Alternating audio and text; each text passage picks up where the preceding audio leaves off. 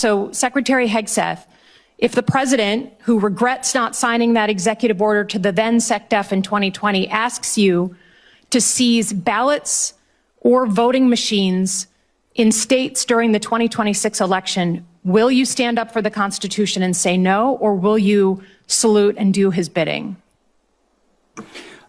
Senator, I didn't get a chance to answer the front part of your question, which, there was a lot of deferred maintenance under the Biden administration that needed to be addressed because the world was in chaos when President Trump was elected. Just address the election issue, please. Well, again, that's the most important thing. It's what's happening. It's yet another gotcha hypothetical, which is your specialty. It's not. We had an executive order under the Biden administration in 2024. It's not a hypothetical. I refuse to accept. You give that answer all the time. You and I have done this dance before. Get over it, okay? In 2020, he's the president, your boss, the guy you're performing for right now, told the journalists this year that he wished he signed that executive order to your predecessor. And your predecessor said publicly, thank God, we didn't actually go forward with it. What are you going to do? You're the guy here in the seat. It's not hypothetical. Tell the American people, will you deploy the uniformed military to our polls to collect voter rolls or machines? Are you accusing me of performing? Because you're performing for cable news right now. But Mr. Secretary, we have it's a hypothetical. By the way, in 2024, under the Biden administration, 15 states did deploy. Under their governor's authority, when their governors asked for it. What did Joe Biden say about that? That's fundamentally... I don't think anything, because he needed them for cybersecurity and for COVID. Trump did it too, under Trump. But it was not the federal decision. It was those governors of the states under their authorities, okay? It's never been done in our history. Please stand up for the Constitution. Do not send uniformed military to our polls. How much it will cost Americans in terms of their increased cost in gas and food over the next year because of the Iran war?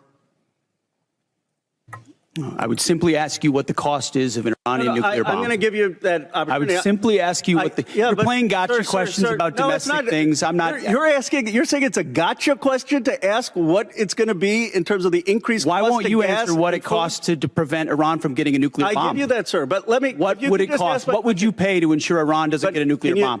What would you pay? I reclaim my time. Do you not know? You had no one do the analysis of what the increased cost of gas and food on the American people are going to be? What is the cost of Iran holding that straight at issue with nuclear weapons? It's $631 billion, which means it's an increase of $5,000 a year for American households. So the answer from Pete Hegseth is the kind of thing you'd expect from your kid, right? When you say, why did you do X? And they'll say, well, it's something else. Number one. Number two, you know how we stopped Iran from having a nuclear bomb? The 2015 Joint Comprehensive Plan of Action, the nuclear deal that we were in. The deal that Obama struck that President Trump considered to be a failed deal. And he viewed it as a failed deal because no one stomped out of the room angry. Right. Because there was a negotiation and an agreement, he views that as a loss. Yes. So point is, we had that deal. It would be lucky if we could get back into a deal like that, but we're not. Blood of Mexican meth, Mexican heroin, Mexican fentanyl. 20 years ago in Montana, meth was homemade. It was homegrown. And it had purity levels less than 30%. Today, the meth that is getting into Montana is Mexican cartel. Like, the thing about it is that this really is how smart these motherfuckers are. They're so convinced of white replacement theory, they've advanced it to meth replacement. I hate to say this, and I hope it doesn't get me in trouble. I'm starting to think Donald Trump might be a hypocrite. I also noticed something interesting. Put the post from this morning back up. Okay. When is ABC Fake News Network firing seriously unfunny Jimmy Kimmel, who incompetently presides over one of the lowest rated shows on television? People are angry. It better be soon. Okay. So this is what the president posted yesterday about Iran. Iran can't get their act together. They don't know how to sign a non-nuclear deal. They better get smart soon. Why am I getting the same threats he's giving to Iran? Let me explain something. And I want to make something clear. I am not the Ayatollah. Guillermo, do I look like the Ayatollah? A little bit. Sorry. It's the beard, I know. It's the beard. I'm worried this conflict is going to escalate. He might put a blockade on Hollywood Boulevard. Nobody will be able to get in. I think it might be time for us to figure this out because it's getting crazy. Here's what I suggest. We don't have to meet face to face. I know you're busy. Send a delegation. Send J.D. Vance and Jared and your friend, the real estate broker. Send them all. We can meet in a neutral location like Pakistan or, I don't know, Van Nuys. We could go to the Buffalo Wild Wings down the street. Let's see if we can come up with a ceasefire agreement. This could be good for both of us. I get to keep my job. You get to end your 11th war. What do you say? We can help each other. We can be like Larry and Magic. All of this is meant to distract us from the prices he didn't lower on day one and from the Trump Epstein files that his attorney general refuses to release and to distract us from the illegal war he started and can't figure out how to get out of. This is week 9 of a war that he told us would last 4 to 5 weeks. Today, the president was briefed on options for additional strikes on Iran. Of course, we've already spent $50 billion bombing them, but this time the plan's to do it again and expect a different result. Talks have stalled. That AI-generated meme of him with a machine gun didn't do the trick. And now the finance guys on Wall Street who came up with the acronym TACO, which is short for Trump always chickens out, have a new one. It's Nacho, which stands for Not a Chance Hormuz Opens. Taco and Nacho. Even his favorite snacks have turned against him. Released HD surveillance footage from the shooter at the White House Correspondents' Dinner. And I have questions. Here it is, and we're going to focus on this area up here where you're going to see him walk into that doorway. So here we go. He walks in, nonchalant. You're going to see a canine officer come in, and the dog follows him into that room. And then you'll see him pull back the dog, and then it looks like they have a conversation. Looks like he's talking to him there. And then he's finally going to turn away, and literally seconds later, he comes out armed with the shotgun. A couple things noteworthy. First, what's in his hands? I see nothing. I certainly don't see a long shotgun in his hands as he walks in there. Doesn't look like his jacket is big enough to hide it if it's in pieces. And then he had time to assemble it while this guy's literally staring through the doorway? Because I didn't see anything in his hands. This guy's just kind of chilling there. And then it's the moment he turns, he comes out with it fully assembled. And look at the size of this thing. Was that on him? Or had he stashed that there prior? And if so, how was that missed? How did no one find a firearm stashed in a room right next to security? Moving on, he will exit. He'll come sprinting through here, and you're going to see this guy fire multiple shots. There you go. There was at least 3 there. As everybody just kind of scatters and seems confused. And it's worth noting, this guy walked into a room right there, seemed to be being watched almost the whole time he was in that room, and yet somehow got his hands on a shotgun. Then sprinted through here, and all of these guys missed him. None of them were paying attention except for this one officer, who then proceeds to miss him at close range. At one point, this guy's basically standing in front of him. I understand he's running, but he missed him with every shot. And also, never see his firearm go off. I don't see him shooting at him. He points toward him. But, I mean, a shotgun, even if there isn't a muzzle flash, it puts out a lot of energy when it's fired, and I don't see a shot go off. And last but certainly not least, that was not the first footage we got, remember? We initially got this super low-res garbage footage of that incident happening. Then we got a higher-res version in between this version we have now that was clearly AI slop. We knew it was AI slop because, like, that paper disappears into his chest, that paper seeming to be the metal detector, but also nothing in his hands. He's not armed in the original one we got. He's armed in the new one. And you can see this is clearly the same footage by matching what the people are doing. Also in that version, this agent is looking in a different direction and wearing a hat. See what I mean? He has a baseball cap on and he's looking the wrong way. My question is, why did we get this version? We were always going to get this in some way, shape, or form. They're always going to release this. Why did they make an AI version? And then if they're willing to make one AI version, how do we know they didn't make more than one AI version? Which then begs the question, which is real? Is him with nothing in his hands real? Or is him with the shotgun in his hands real? Is no metal detector real? Or is metal detector real? My takeaway from this is this administration is way too comfortable utilizing AI. And this just raises more questions about how inept everything had to be if this is a legitimate threat and this guy was on his own and this was not a setup for this have all to played out this way based on what we can see with our own eyeballs? I've played plenty of tough, scary guys in the movies, but you know what really scares the hell out of me? What the government, this government, our government, is trying to do to take away our right to vote. They're trying every trick in the book, and the Constitution be damned. You see what they're trying to pull, right?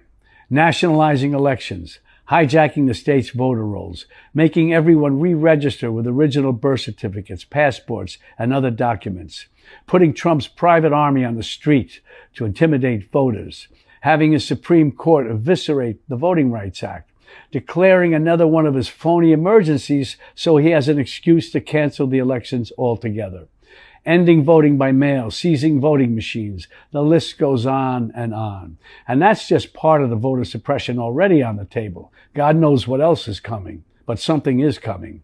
Why am I focusing on voting when they're doing so many other monstrous things? Because our vote is our power, our voice. It's how we say no to corrupt leaders enriching themselves while they take away health care and support for our most vulnerable. It's how we say no to the tariffs, which we all know is a tax on the middle class, while the billionaire Trump Epstein class get huge tax breaks. It's how we get a responsible Congress to say no to expensive, illegal, and immoral wars. It doesn't matter if you're a Democrat, a Republican, or an independent. No one voted for new wars. No one voted for higher prices at the pump. No one voted for higher prices in grocery stores. No one voted for higher prices in the housing market. No one voted for deporting our good neighbors. And no one voted for government masked thugs shooting down our citizens in the streets. Trump isn't paying attention to what we voted for, but we will get his attention in the November elections. That's why I'm asking you to vote 3 times. First, vote with your feet in the nonviolent No Kings demonstration on March 28th. Second, vote with your support and presence for whatever is needed to oppose the next abomination of the Trump administration. That could mean helping register people to vote, or nonviolently taking to the streets in large numbers so voters feel secure. Whatever it takes. And finally, third, vote in the election November 3rd. That is the ultimate goal. But first, you have to vote by joining the No Kings demonstrations. Then second, you have to vote by answering the call to fight this insane administration. And if you don't do both of those, you may never get to vote at all. It's crazy, but it's come to that. So now, it's up to you. It's up to all of us. Thank you. Hey everyone, so we knew it was going to happen and it happened. The United States Supreme Court essentially gutted the Voting Rights Act. What does this mean? It means that now in all these different states, a lot of them in the South, these conservative legislatures are going to try to redraw the lines, redraw the maps around who can vote and who is going to be represented. What now is going to happen is it's going to be more difficult to challenge those laws that get passed that we know are intended to make it more difficult for you to have the representatives that you want at a local level, state level, and congressional level. And here's the bottom line, because they know that the power is with the people. And they know that when people vote in their numbers, that's when change comes. This means checking your voter registration status. This means knowing where your polling place is. They will try to make it more difficult, but we cannot be deterred. People ask me, Kamala, why are you optimistic? I'm optimistic because I know the power is with the people. And I know that we're not going to let anybody take our power from us. So let's get out there and let's fight. It's time for the Trucker John Livestream. Gonna be a good time. Oh yeah. The Trucker John Livestream. Come along for a good time. It's a good time, good time, good time, good time. Trucker John Livestream. It's gonna be a good time. Gonna be the time of your life. Gonna talk some shit. Hush your mouth. Gonna talk a little smack. Gonna talk whatever comes of it. You're gonna always wanna come back.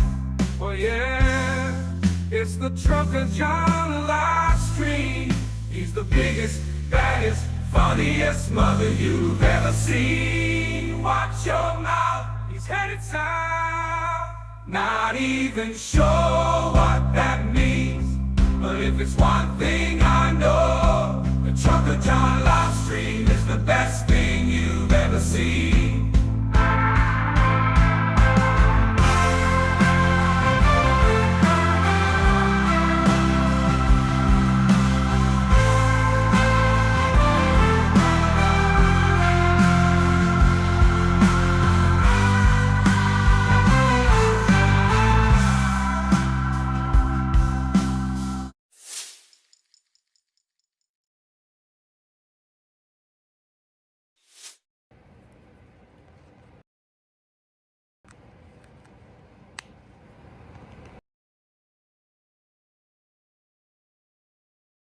Morning.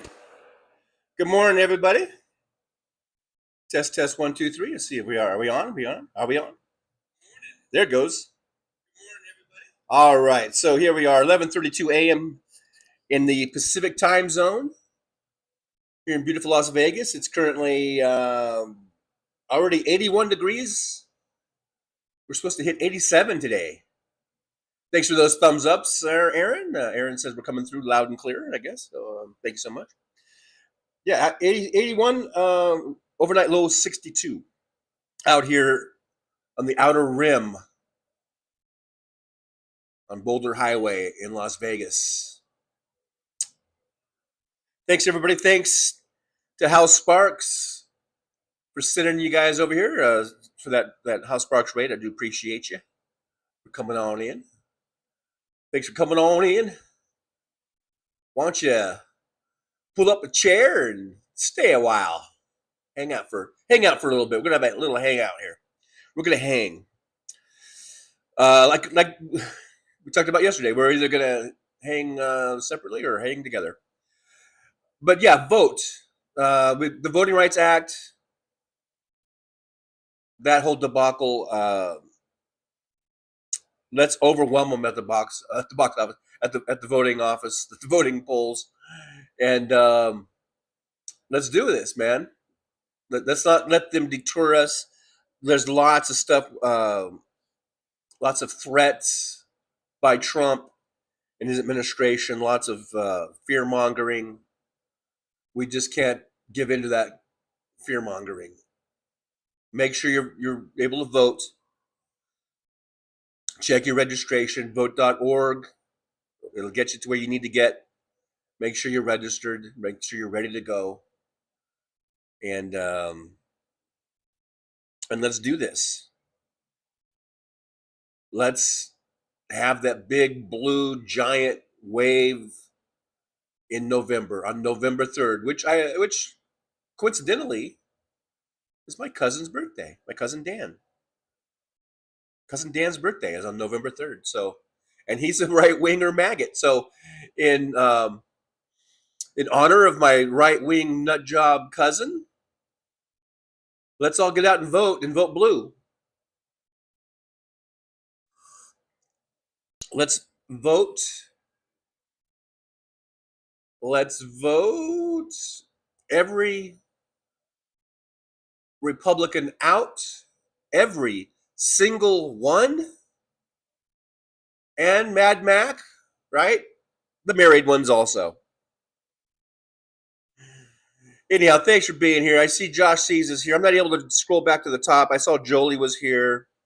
Josh is here. Wes Webb is here. Hey, Wes, good to see you. DPD, good to see DPD. Thanks for being here. Brooklyn SJU. Hey, Brooklyn said she saw the movie Feet on the Dashboard. I heard about that movie. The Feet on the Dashboard is where the chick puts her feet up on the dashboard, and the guy says, "Hey, what are you doing with your feet on the dashboard?" And she says, "Hey, fix your AC. Fix your freaking AC. Maybe I won't have to roll the window down and stuff." And he's like, "Hey, put your dirty stinking feet off the dashboard." And she's like, "Hey, fuck you," basically, in a nutshell. This chick don't take no shit. She ends up throwing him out the car in the middle of the desert. Out in the middle of the desert. This chick's got some balls. You know what I'm saying? She's got some real balls. The balls on this chick. She knocks him right out of the car and she leaves him out in the desert, and he's out there getting all thirsty and shit in the desert because he was being a dick. He was being a real scumbag, you know what I mean? I think he had it coming when she kicked him out of the car out in the desert. I think he had it coming, you know what I mean? Thank you, Brooklyn, for watching Feet on the Dashboard. My official selection at the Polygrind Film Festival in 2012. Thank you. Unseen. Thank you for that, though. All right, so we got, who else we got in here? We got Vasantha Elf, I guess. Vasantha Elf. Thanks for being here. Alton Gillespie is here. Hey, Alton, good to see you. Luck Dragon. We're always lucky to have Luck Dragon with us. Thanks for being here. Ruben Michaels is in the chat. Hey, Ruben, good to see you. The only way Republicans can win is by cheating. Drunken Hegseth hates America.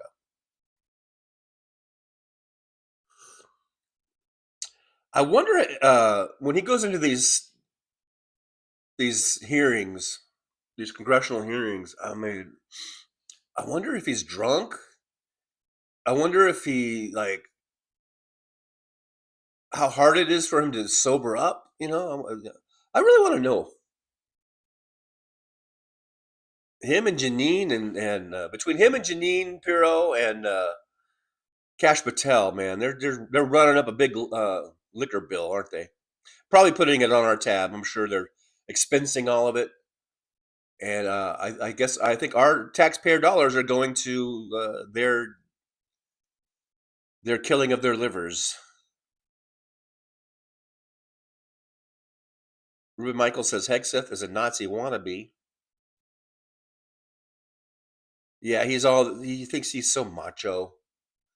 He's a macho man.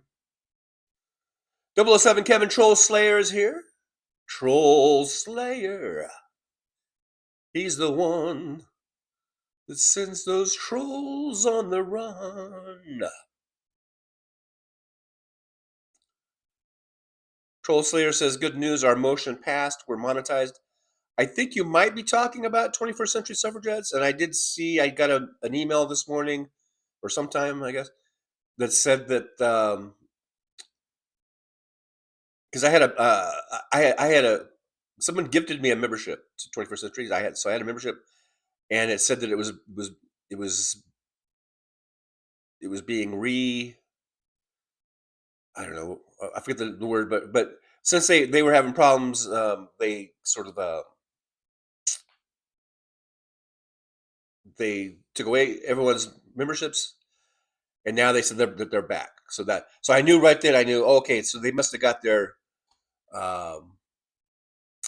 situation settled over there, 21st century. So that's good news.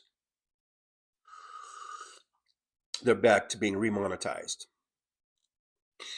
All right, so let's see, DPD's here, Ruben Michaels, Karina, 96823 says adios. I guess Karina left. I didn't even have a chance to say hi. I didn't even have a chance to say hola. But adios, amiga? Perhaps? Karina says, Adam Carolla looks like Ayatollah. Crazy Asian Alien, Sparkler Raid. Yeah, thanks for the Sparkler Raid. I do appreciate you. Wes Webb says, Johnny rants, blames, and shames, but he doesn't know Jesus wants us all to relax and enjoy. Johnny rants? You talking about me ranting? I'm not even in here yet. I don't even know what you're talking about. Your depiction of Jesus is kind of funny. It's like, Jesus just wants us all to chill, man. Jesus is just like laid back, right?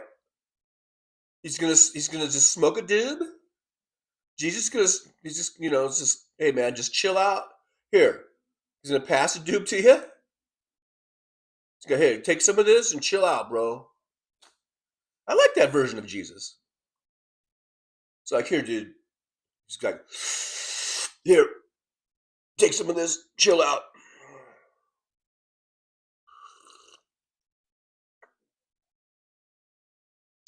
Westwood, Donnie doesn't go to Hollywood.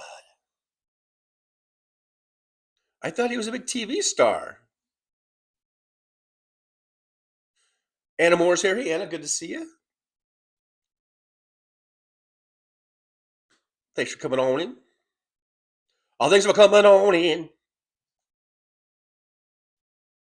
Ruben Michael says Todd Blanche was on the island.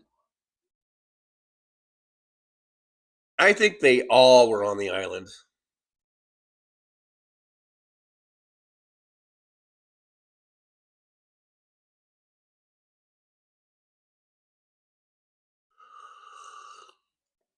Here's some comments about the Tizzy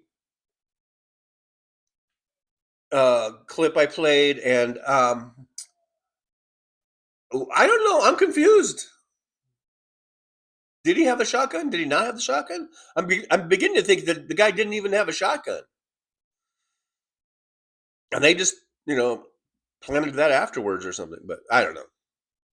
That whole thing is just like I said when it first happened, the White House Correspondents' Dinner shooting.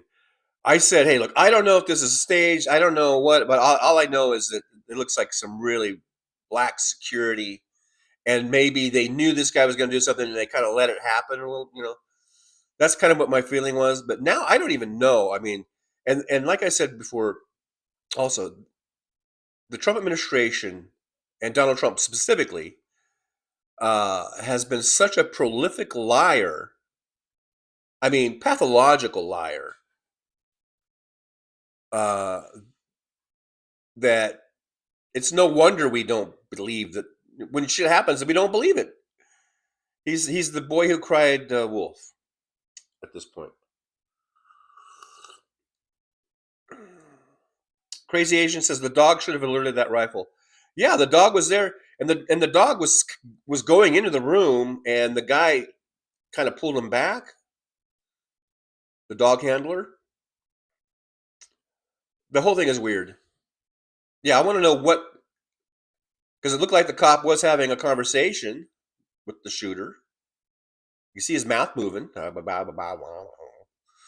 to know what was he saying? What was said in that conversation? It's all just weird. DPD says, what happened to Adam Carolla? Kimmel has evolved Carolla. What the fuck? I had no idea you could regress back to a Neanderthal. Is Carolla, is he in the news? What's up with Carolla? Why are we bringing Carolla up? Is he out saying weird shit? I know the last few things I've seen of him, I pretty much am turned off by him. He's pretty much a right-wing scumbag. But is there something new? Why is he coming up now? I don't. Is there something I missed? Because I haven't heard from Adam Carolla in quite a while. Now I know that after the Man Show, what's it called, the Man Show? What is this, like 15 years ago or something? Quite a while ago. Adam Carolla got into podcasting, and during those early years, I think Mark Maron was kind of the first one that really took off with this podcast, and then Adam Carolla and he did his, and his was right there. His was probably even more popular than Mark Maron. I mean, they had the #1 podcast in the world for a few years there,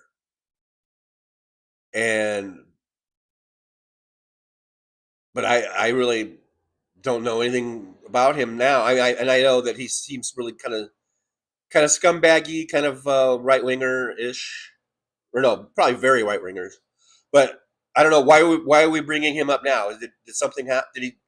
Did he come out and say something? Like, did I miss something? Let me know if I'm missing something. I have not seen anything in any of my socials about Adam Carolla probably in years. Petrazi. Hey, Petrazi, good to see you. Thanks for being here. I appreciate you. I do appreciate you.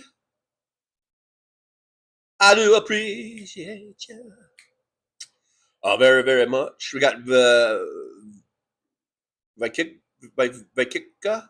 I always stumble over your name, but thank you for being here. Sparklers incoming. Thank you, Sparklers, for being here. If you guys want to hang a little bit, come on, hang out. Just hang out. It's a good hang. It's a good hang.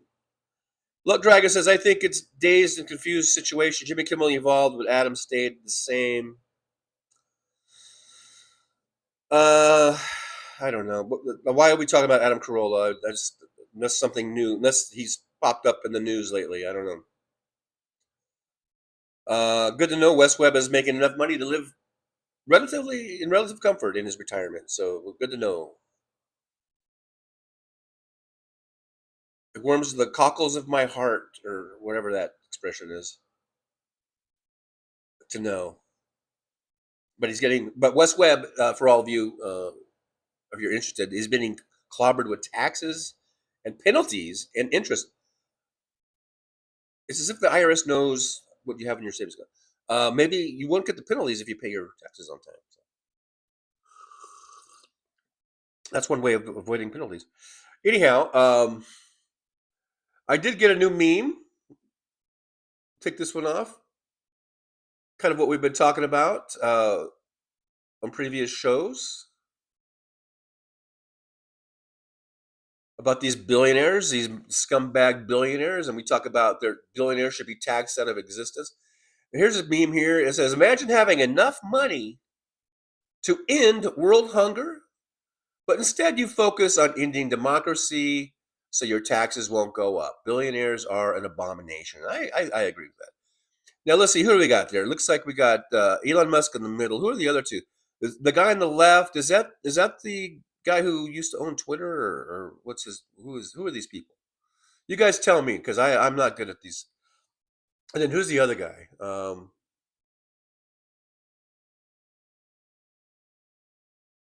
Is that Bezos? No, that's not Bezos. Is that Bezos? I guess that's Bezos. He's looking kind of old, but I guess he's getting up there. Guess he's getting up there in age. I don't know. So is it Musk and Bezos? I know the left guy. I should know his name. Oh, that's the guy. Isn't that the guy who? Is that the Palantir guy? That might be the Palantir guy. They've probably all three been on the island. Probably. Allegedly, I guess. Yeah. Let's get rid of billionaires. They're not doing us any good. Let's tax them out of existence. Fuck them. They've proven too many times that they're not really they're a detriment. So we need to tax them out of existence. They can get by on being millionaires, okay? I'm sure they can still live a very nice life just being plain old millionaires. So let's tax them out of being billionaires. Hey, Josh Sees is here. It's always good to see Josh Sees. In the driver's lounge, we got Aaron West. I think Jolie is on her way to some roller derby action. Her daughters play in roller derby. I don't know if Willow's playing. Hope Willow's feeling okay. But is it Sunny, the other daughter? I'm sorry, I forget. Is probably playing. So I hope they have a good day of some derby action. Roller derby. Anybody remember the roller derbies? You guys ever watch roller derby? I used to watch it on TV back in the 70s. It was actually on TV on Channel 9 in the greater Los Angeles area. We had Channel 9. I think it was Channel 9. And I think it was like every Sunday or something. They would have roller derby on TV. I liked roller derby better than wrestling. I never got into pro wrestling. But I liked roller derby. I thought that was kind of cool.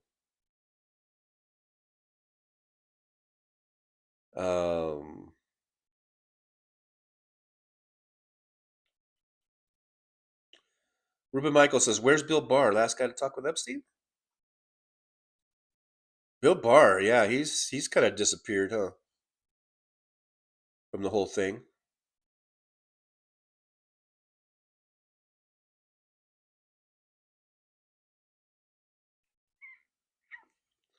Okay, so everyone's talking about the weather because I opened the show talking about the weather here. So I don't like sports. As how diddly ho everyone. Hi diddly ho. Who you calling a hoe?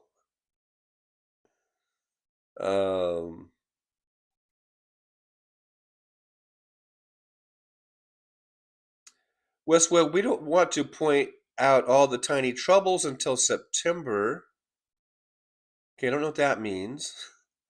That was a good, intelligent film. Feet on the dashboard. Well, thank you. Thank you. Written and directed by yours truly. Dibbity says,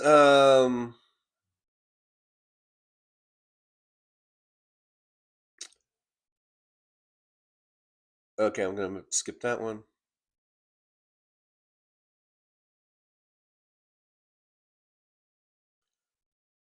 Josh says, Wes, it's a great storyline for a short film. Thank you, Josh.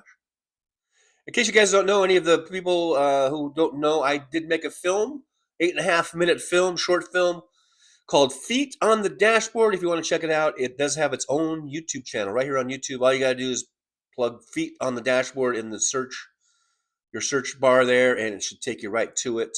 It has over 70,000 views. If you want to check it out. It's not perfect. Like I said, we were talking about it yesterday. It's not perfect. Every time I watch it, I go, gee, I wish I would have done this. I wish I would have done that. Wish I would have done this a little differently. That's what you do when you make a film. You just constantly criticize it. That's why a lot of people don't watch their films, or at least,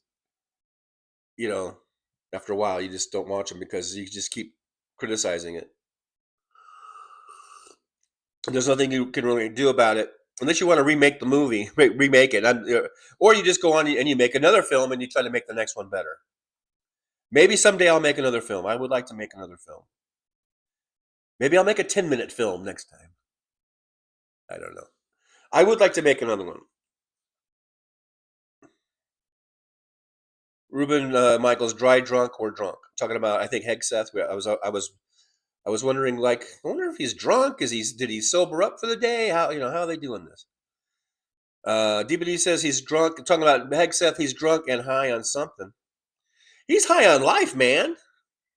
He's just high on life. He's living high on the hog. He's living off the government teat. Talk about welfare queens. That's what these motherfuckers are. They're all welfare queens. Kash Patel.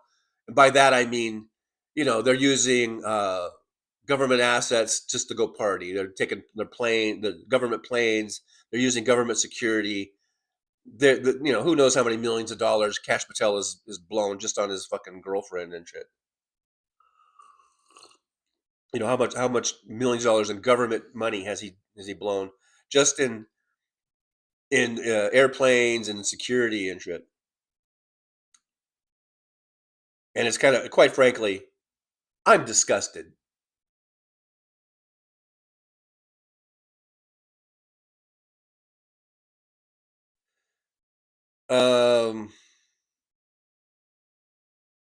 Westwood, 21st century, 1999 plus one. Settled. I don't know. I guess we're talking about. I think they got I think they appealed whatever happened, and they got it resolved. It looks like they're back in business. So that's good. JD Christie, a raid when you're actually broadcasting. Fantastic. Yes, that's how it works. Read a word, hippie Jesus. Yeah, I like that. I like that version of Jesus. He's just like, dude, mellow out, just chill.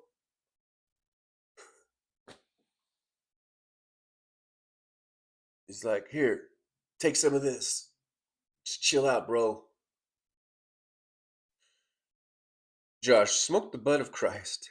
Damon Dog, the big dog's here. Damon Dog, the big dog's here. Damon Dog, the big dog is here. Boop, boop. Thank you very much for being here, Damon Dog. Hope things are going well for you back in one of the Carolinas. I always forget the Carolinas. I know I think it's just West Coast elitism. Or something. I can't remember. And I know people who live in either South or North Carolina, I think they get very offended if you don't say the right one. But he's back there, and thanks for being here. I hope all is well. Hope all is well for you back there. But I really like that little ditty. Whenever I see Damon Dog come in, I'm like, Damon Dog, the big dog's here. Damon Dog, the big dog's here. See, I don't have a soundboard. I don't have so I have to be my own soundboard. So when I have these little some of these little songs for people, little theme songs for 007 Kevin Slayer, Damon Dog. Whenever I see you, I kind of get a little theme song going for you. Damon Dog says, I did not get up till noon. I stayed up till 2 a.m.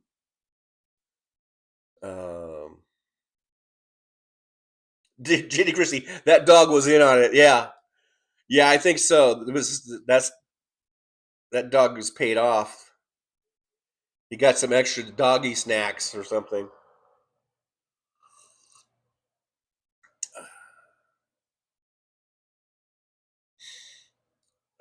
West Webb, some suggest that it was an Israeli Defense Force psychological operation, much like Charlie Kirk. Are we talking about the shooting thing? The White House correspondent shooting? Is that what you're talking about? It was a IDF. Oh, because they found a picture where the shooter had a IDF sweatshirt on or something? Is that where that came from? Love Dragon says, I think he had the guns stashed and he had a whole bunch of dog treats in his coat pocket. That's how he distracted the dog. Laughing out loud. Well, if he had dog treats in his pocket, that would draw the dog to you. I think. I don't think you would want to draw the dog to you. You know.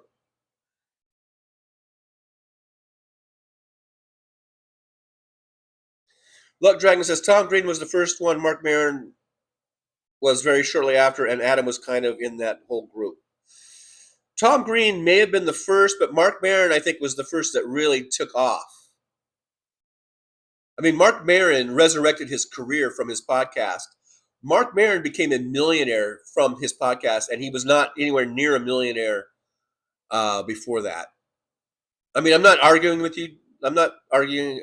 This is not an argument, Blood Dragon.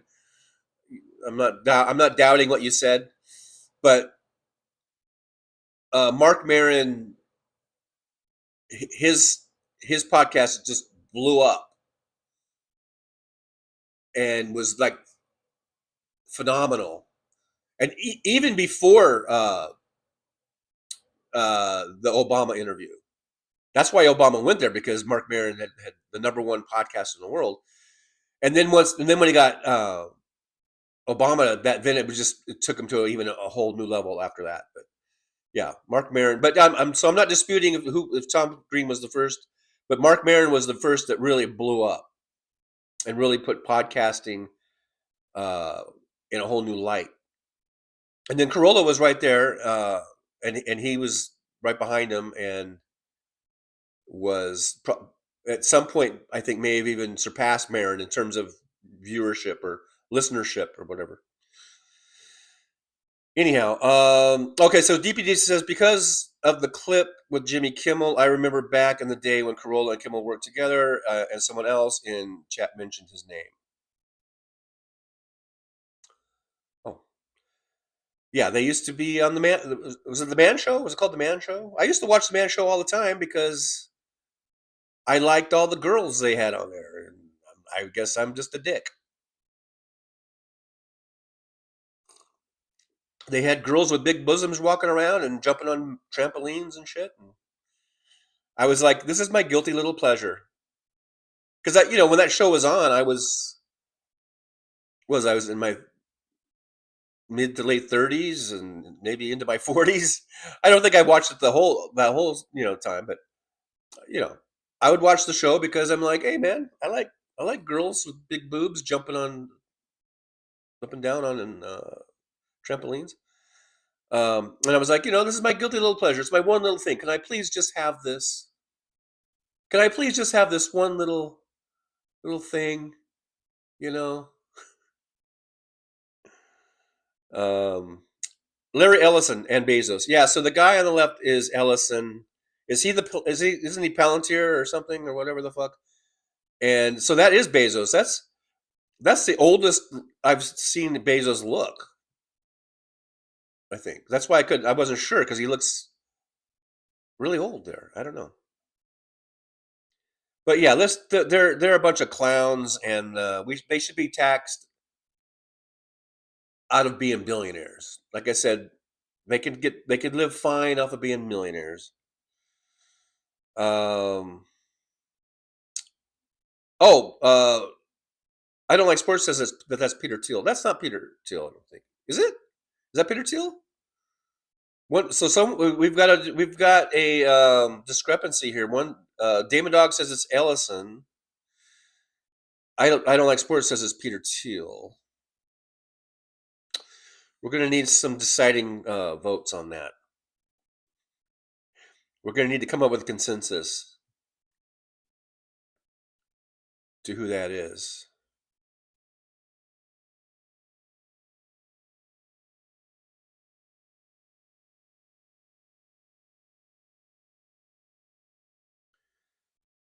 Damon Dog, the big dog's here.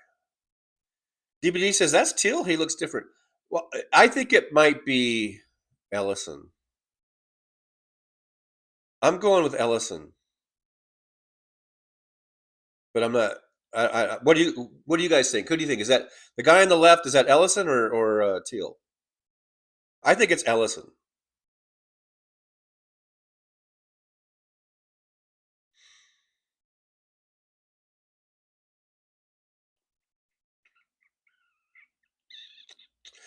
I don't like sports. Rollerball with James Caan is a great movie. I remember that movie, and I remember liking that movie. Didn't they make a remake? And I never did see it. I'm not sure if it was any good. I think a few years ago they made a remake. I remember the original with James Caan. Jimmy Caan, as his friends call him.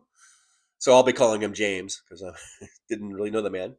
May he rest in peace. But great actor. Great movies he did. DBD says, my husband and I watched your short, TJ. It was pretty good. Well, thank you.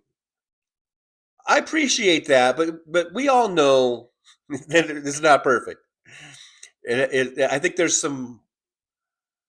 there might be some plot holes or some flaws in it, but whatever. It was a fun make. I got to tell you this. I had the greatest time making that film because I got to sort of live out my fantasy of being a movie director. And even though, like I said yesterday, it was a shoestring budget. I paid for everything, probably $300 or $400 or $500 at the most that I spent to make that film. But I've worked in Hollywood. I've worked on many movies as a background extra, which is redundant because they mean the same thing. But I kind of, whenever I was working on a movie, if I could get close to the action, by the action I mean like behind the camera, I kind of use those my working on set as sort of my little film school. I really studied the directors and the DPs and the crews and how they operated. And when I made my little 8.5-minute movie, I ran that as though it was a multi-million-dollar budgeted film, as best as I could. I mean, that's how I ran it, and I had a great time. I think we all had a good time, the crew and the cast. And if I could do that every day to make a living, that's what I would do. If I could relive my life, I would, and somehow know the mistakes I made in this life, I guess, I would direct myself to be a director. I would try to do everything I could to get into the business of making films. That really is my passion. That's really what I wish I would have done. I'm 65 years old now, so maybe I could make another short film or something. But that ship has sailed as far as being the next Spielberg. But I think I could have been. I think I could have been. I could have been a contender. I really think I could have been a Spielberg or any of them. I could have been a Tarantino. I think I could have definitely been a Tarantino. Maybe I just say that because I love Tarantino and I love his movies so much. But maybe I couldn't have been a Tarantino. But I think I could have been a successful filmmaker. And so if I could relive my life, I would somehow just concentrate on that. Stop with all this dreams of being a football player, which was never going to happen. That was really my dream, to be a football player, pro football player. I was semi-pro, which is nothing. But anyhow, I had a great time. The thing about the movie, when I watched the movie, I think about all the things I wish I would have done this differently and done this differently. I maybe would change things in the script a little differently, change things how I directed the actors, things that we did. Yeah, blah, blah, blah. But as far as making that film, it's always a good memory. It's a great memory. I had such a great time. And I had a great cast, great crew, and I was just sort of like in hog heaven when I was directing that film out there. I was in hog heaven, man.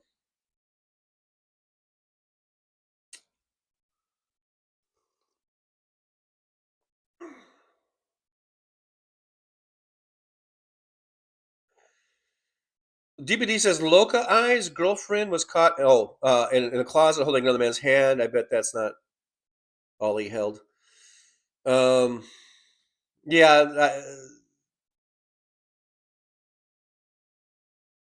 I don't know. I don't know if that was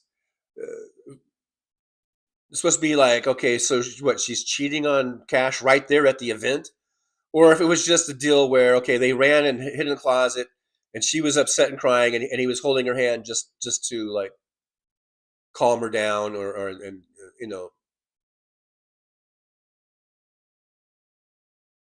maybe the guy took advantage of the situation by holding her hand, and he's like being the hero or whatever. But who knows?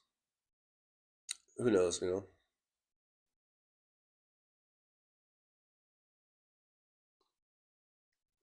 Blood Dragon says they're having a Cinco de Mayo festival down the street from me. Did I time travel? Yeah, because it's only Dos de Mayo. It's only Dos de Mayo. We're not even at Cinco de Mayo yet.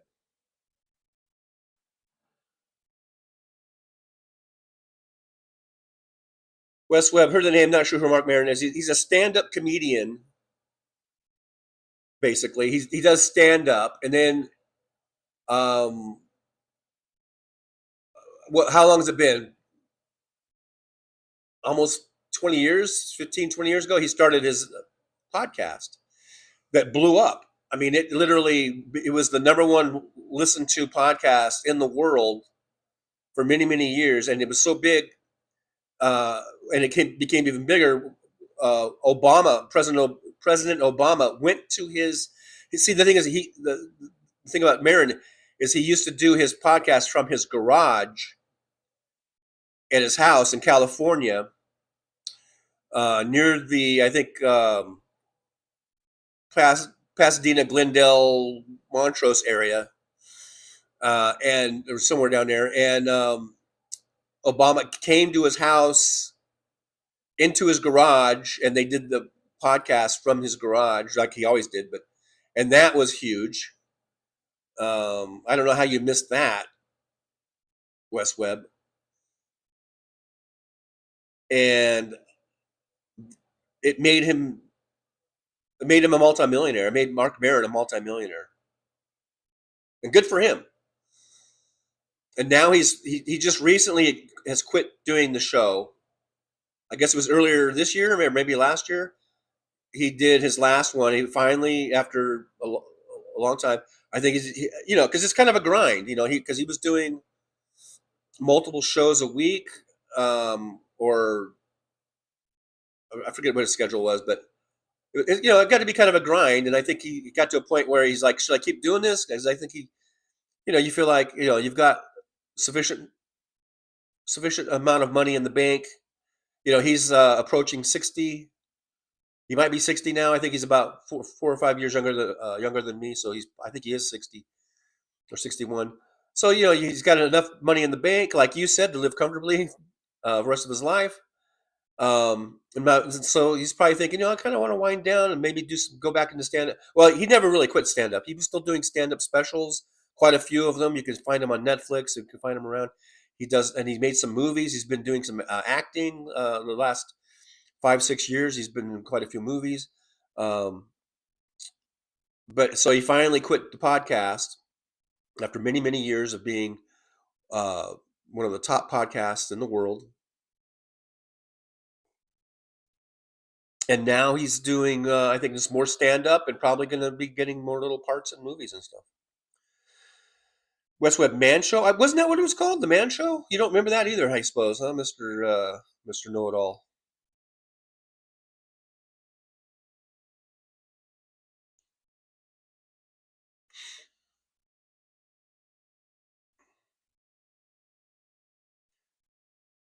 Wes Webb Playboy After Dark. Anybody remember that?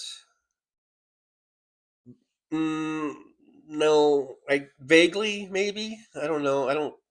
It sounds vaguely familiar.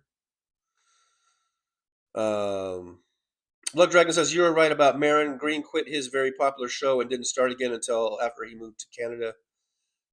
I Don't Like Sports says, I had to look it up. Man Show was on 99 to 04. You guys didn't watch that? That was a big hit show. It was like I think it was Fox or something. I don't know. Or maybe it was a cable thing. Damon Dog says Peter Thiel looks plastic. So yeah, I think that's Thiel on the left there.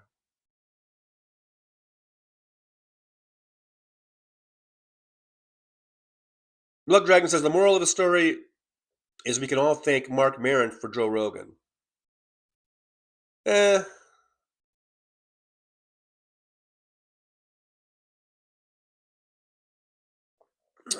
I think that's a stretch. I think that's an unnecessary dig. Damon Dog says that's Larry Ellison. Yeah, I think that's Ellison. I agree. I'm on Team Damon on this one.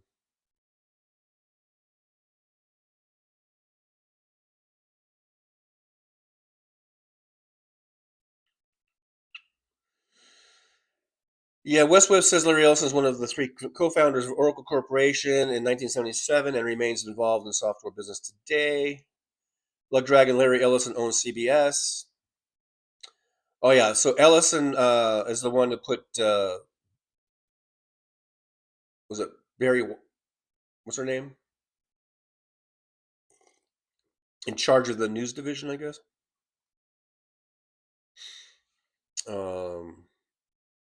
Damon Dog, I imagine Hog Heaven is muddy. I don't know. All I know is it's supposed to be some sort of metaphor for being very happy. So that's all I think of it as being very happy. I was very happy when I was making my little 8.5-minute movie, being all Mr. Director. I was very, very happy. That's yeah.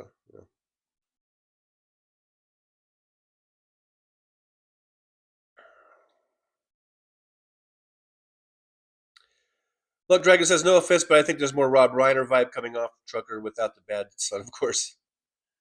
Why? Is it because I'm husky? Is it because I'm husky? Hey, I'll take Rob Reiner. I wouldn't mind being the next Rob Reiner. I mean, yeah, it's minus the bad son part. As far as film careers is concerned.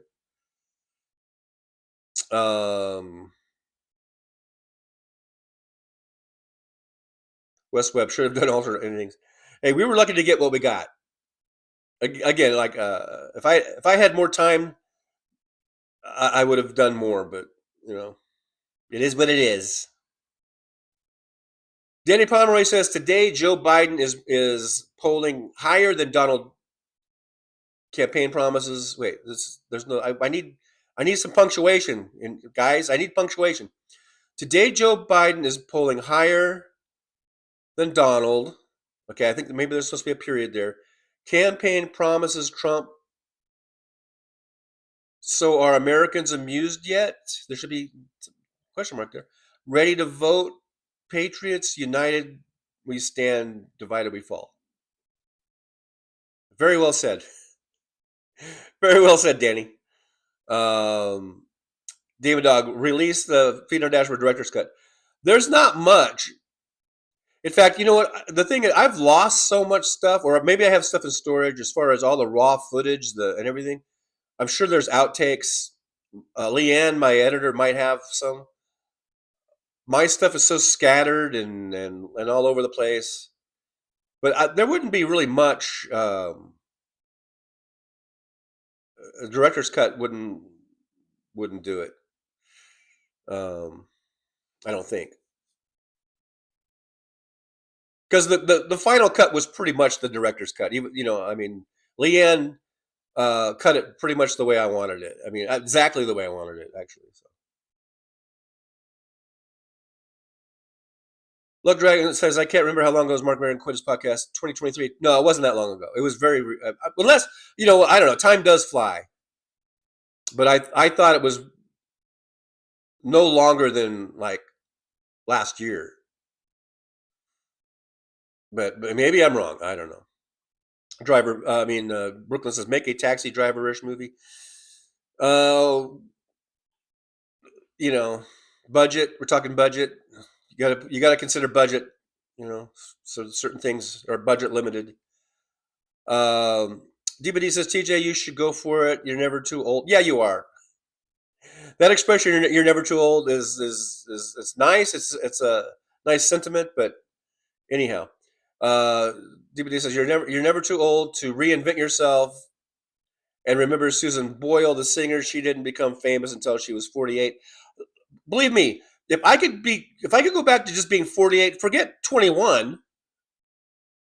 You know, I would give my left nut if I could be 48 again. But believe me, the difference between 48 and 65 is worlds away. 48 is actually looking pretty young and spry, and you know. 48, I could still run. I could still do shit. I would, like I said, I would give my left nut to be 48 again. I'm 65 and a half. Anyhow, and she sold 25 million records. And then Marin, I guess, is 62. So, yeah. I knew he was a few years younger than me.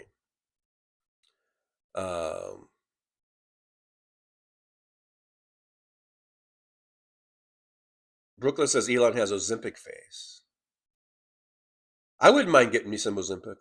Not that I'm not saying Elon looks good, but you know, I could stand to lose a few pounds. You know? DPD says I never watched, I guess, The Man Show. Maybe we should call it The Nan Show. I thought it was gross and juvenile. Of course it was. But you like what you like, and her name is Barry Weiss. Yeah, and the Ellisons own Warner Brothers and CNN. Yeah, Barry Weiss. I know it was gross and juvenile. That's why I said it was like, let me have my one little guilty pleasure, please. You know, it was kind of like the Howard Stern show. That was another one of my little guilty pleasures.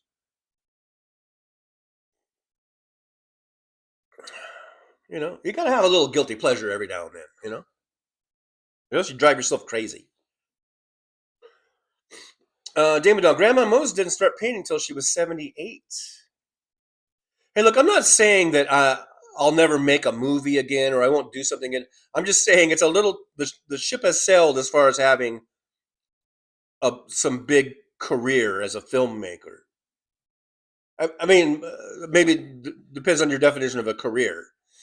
If I could have maybe a very short career. It's not like you get into it in your 20s and you make some movies, and then let's say you have some success, and then you're able to keep making movies. You know, like Scorsese and even Tarantino had success when they were relatively, well, Scorsese relatively right out of film school. Tarantino a little bit later. He worked and he did stuff, and when Reservoir Dogs came out, I think Tarantino was probably in his late 20s by then? But still, young enough to have a long career that they can keep making movies until the day they die. Scorsese can keep making movies till he's, 1 foot in the grave. Tarantino too, so yeah, I could make a movie. Let's say I got lucky and I made a movie, a feature-length movie, and I put it in Sundance, and it became a big hit. And then I've got studios wanting to distribute the film. Maybe I would get some sort of a film deal or an offer to make a movie. Maybe I wouldn't, because they do look at you differently when you're 65 as opposed to being even 35 or 45. But even if I did and I made another movie, that's not like a big film career. It's like okay, I got to make a movie. Okay, I mean, I don't know. It's not too late for me to make a movie or two, but it is too late for me to have a big long film career.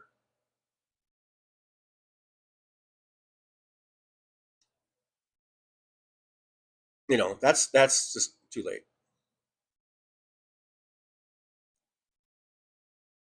Anamore says, right, The Taxi Driver's Diary. I've thought about scripts involving, because I was doing rideshare for 2 years, and I've been doing taxi now for over a year, and I've thought about some ideas for something along those lines. But again, it's budget, and you can't just put a camera in a car. I mean, there's a lot involved. So.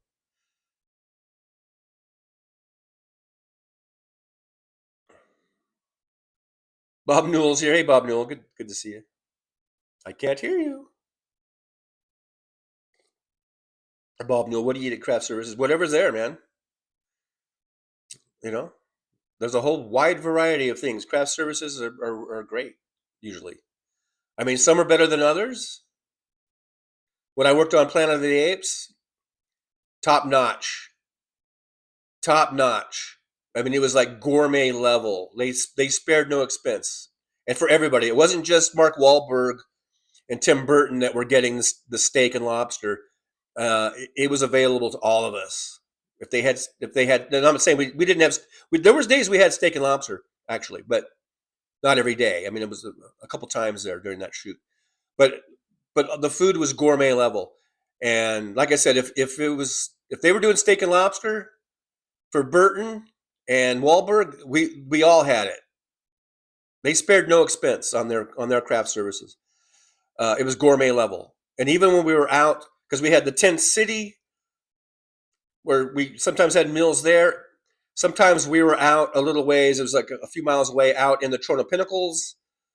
And we were set up out there. We had holding areas out there. And then they would bring food trucks out there. And these were gourmet food trucks. And they're walking around with trays of food. When we're like in our holding areas and we're like sitting and waiting and stuff, they've got these guys walking around with trays with like these like gourmet tacos. I'm not talking like Taco Bell shit. I'm talking about like gourmet fucking tacos, man, like with shrimp or whatever. I mean, just steak, you name it. But then there were other things that worked out were a little more low budget, but still, it was all good. It was all fine and dandy. I had no complaints about craft services. for the most part. I mean, there was a couple that I did. Now that I think about it, and I'm not complaining because it was fine. But I remember doing what was that show? It was a TV series. I think like it might have been HBO or something. What was the guy where he was like a sports writer? God, what was that show? I can't remember. And anyhow, God, I hate it when I can't remember shit. I can't remember. He's like a sports writer. He was the main star. He was a comedian. And he was like a sports writer guy or something. And I did a few episodes of that, and they all. I guess he was supposed to be, or maybe he was supposed to be a sports agent or something. I think he was a sports agent. Anyhow, and I remember on that show they had a food truck, but they would give you a little coupon, and during lunch you would go up to the food truck and give them the coupon, and then they gave you like this bag lunch. And it was fine, and I think it was like a sandwich and an apple and some chips. It was weird. And you got a drink of some sort, like a soda. But it was out on location, They were out filming in some weird place, like a lake and some trees and stuff. But yeah, I have no problem. Craft services is fine. DPD says, no, it's true, TJ. You are never too old, TJ. If Roberto Fernandez, I don't know who that is, could go back to college and graduate at the age of 85. But that's not having a career, having a film career. I could go to college. I never did get my degree. I could go back to college and get my degree. Big deal. That's not what I'm talking about. That's not what I'm talking about. Yeah, I could make a movie.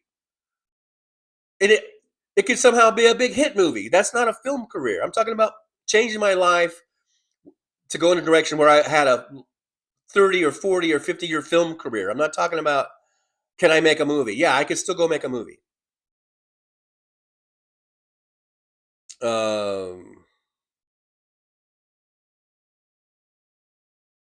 Oh, Bob, no, did your monkey have a name or number? No. I just sort of named myself the Red Ape Soldier because one of the they hired these two ex army guys to be sort of like military consultants to sort of train us up to how to march and how to be in platoons and how to get in formations and stuff. One was a retired staff sergeant. One was a retired gunnery sergeant. And the gunny started calling us the Red Ape Army. Because I don't think that was in the script or anything, but he just started calling us the Red Ape Army. And so I just started calling myself the Red Ape Soldier. Like in some of my pictures and stuff. Like, I've got a couple in my little gallery here. I called myself the Red Ape Soldier. But I don't know if it was numbered. I mean, all of our costumes were custom fit. We had to go in for fittings. And every costume was, like tailor-made for that individual background actor. So we all had our own costumes.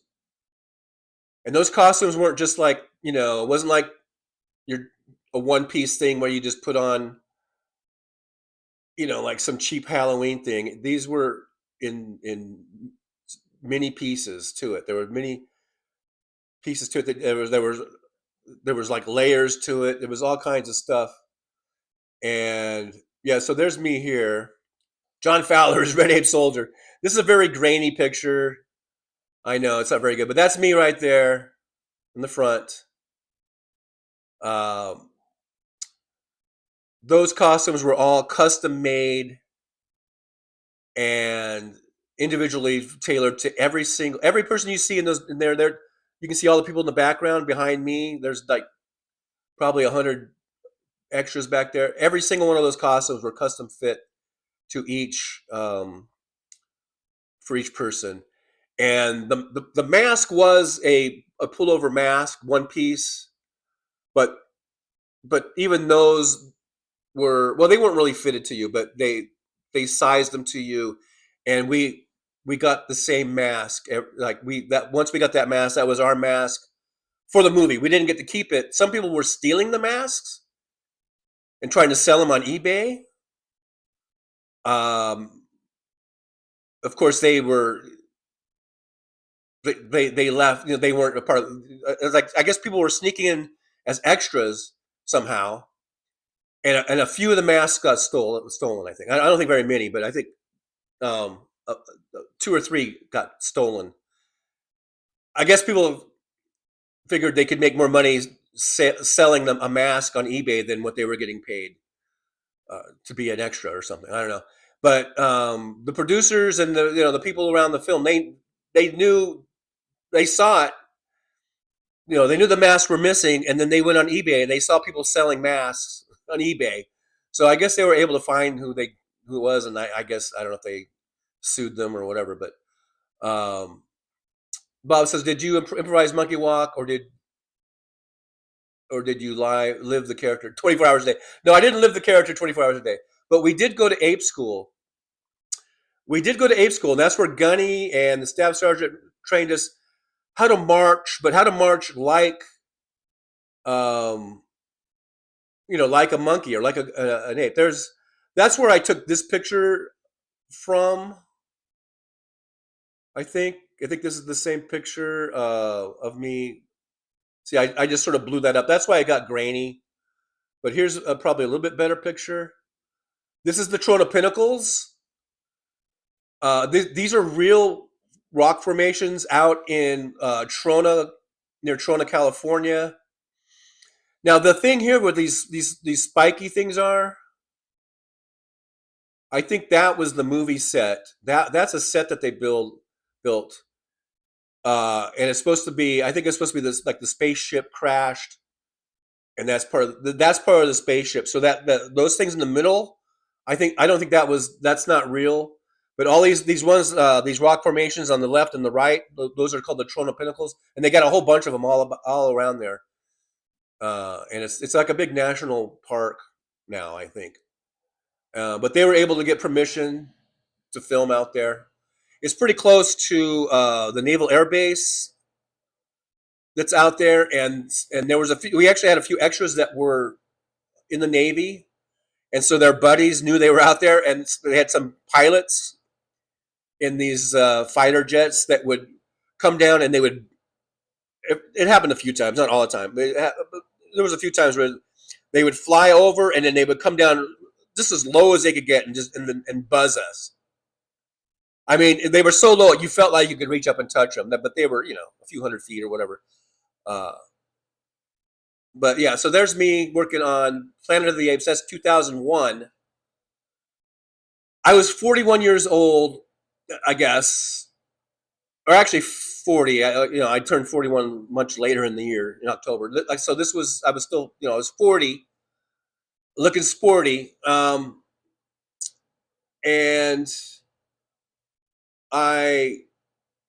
let's see. Here's me.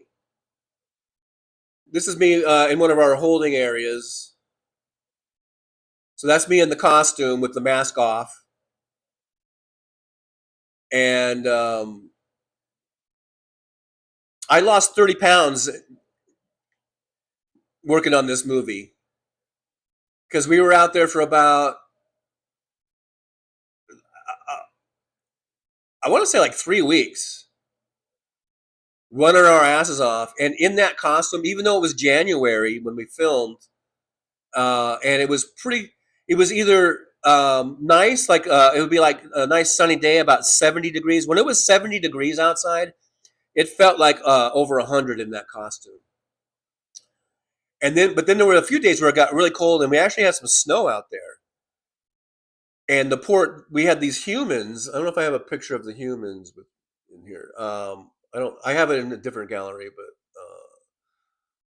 anyhow, the humans were practically naked.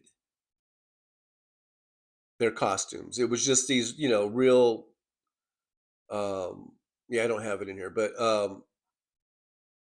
they were practically naked. So the days when it got really cold, they were freezing their asses off. I mean, I felt sorry for them. And between each take, off to the side, off camera, was a big pile of jackets and coats. And between takes, because sometimes to reset a shot, it would take 5, 10, 15 minutes, half an hour, whatever. So between each take, the humans would immediately run to the pile of jackets and grab their coat because they were freezing their asses off. But meanwhile, us in our gorilla suits, we were nice and toasty and warm because it felt, on those 30-degree days, it felt like it was, I don't know, 70 degrees or whatever. But on the 70-degree days, that's when we were falling out. We had people fainting and shit because it was just getting so hot. I never did because I'm a man. But so it was kind of funny the difference, like if you were a human on the nice days, it was nice and you were getting a nice suntan or something, and on the cold days you were freezing your asses off.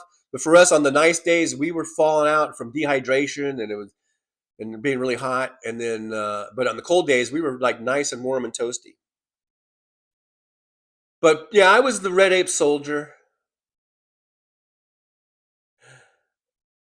There I am in front there.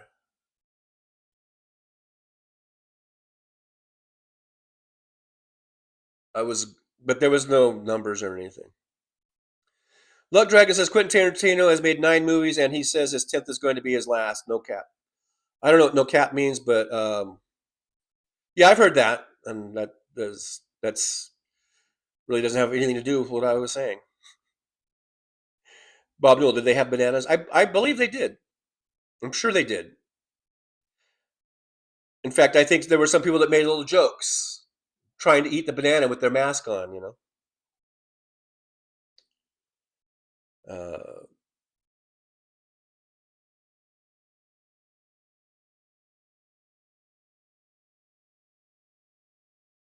Yeah, David Dog. Fleeting Thunder was a sports. I wasn't the Odd Couple. I wasn't doing background work when I was 12, but or whatever. Yeah, it wasn't the Odd Couple. It was. I can't remember the other one.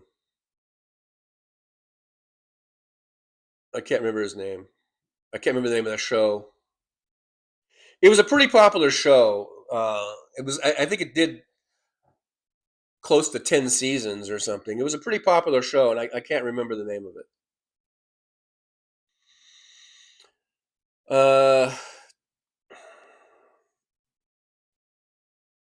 Stephanie B2's here. Hey, Stephanie, good to see you.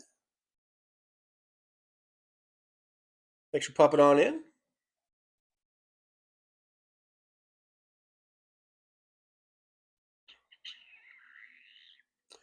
Mr. Baldwin, did you improvise the monkey walk or did you? Oh, I already read that one.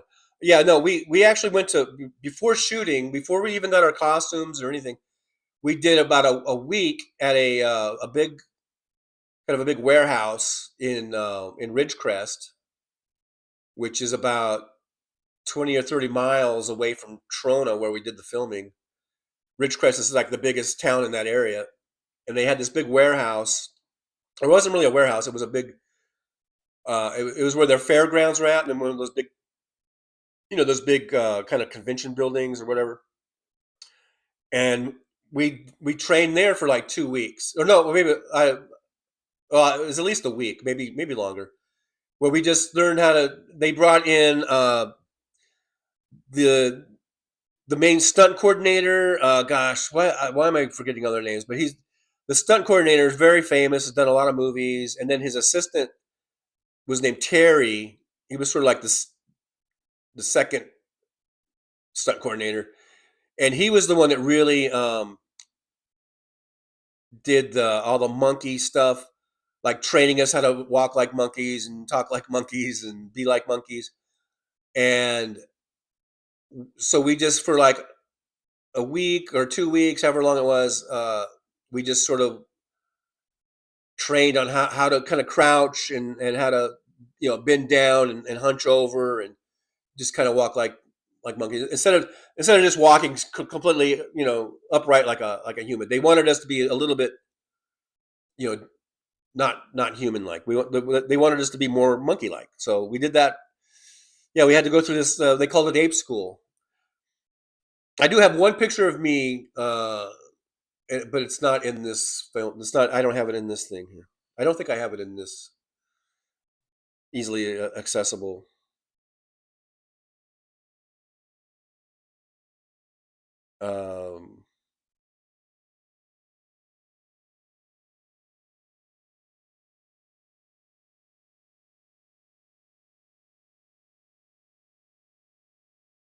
Stephanie B2, which movie is?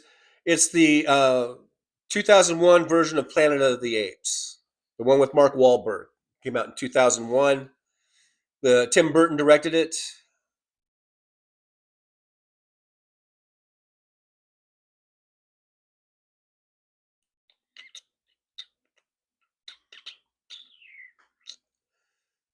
Doug, you make a great ape, John. Thank you, Doug. I'll take that. I'm gonna take that as a compliment, as backhanded as it might have been. Stuff to be Bob Newhart. No, I don't know. Not Bob Newhart. Not Dream On.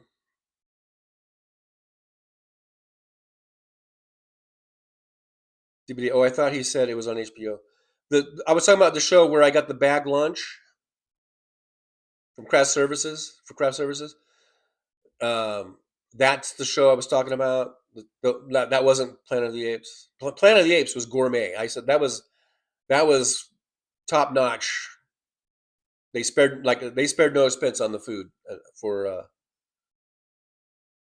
Planet of the Apes. They had a big budget. They're like, okay, well let's use it.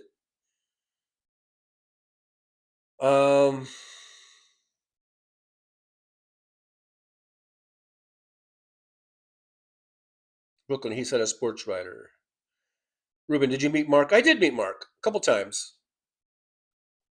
Used to hang out after shooting 14-hour days. A couple times. I didn't do it a lot, but a couple times I went down to the local watering hole and sat at the same bar, the same counter, the same bar as Tim Burton, Mark Wahlberg.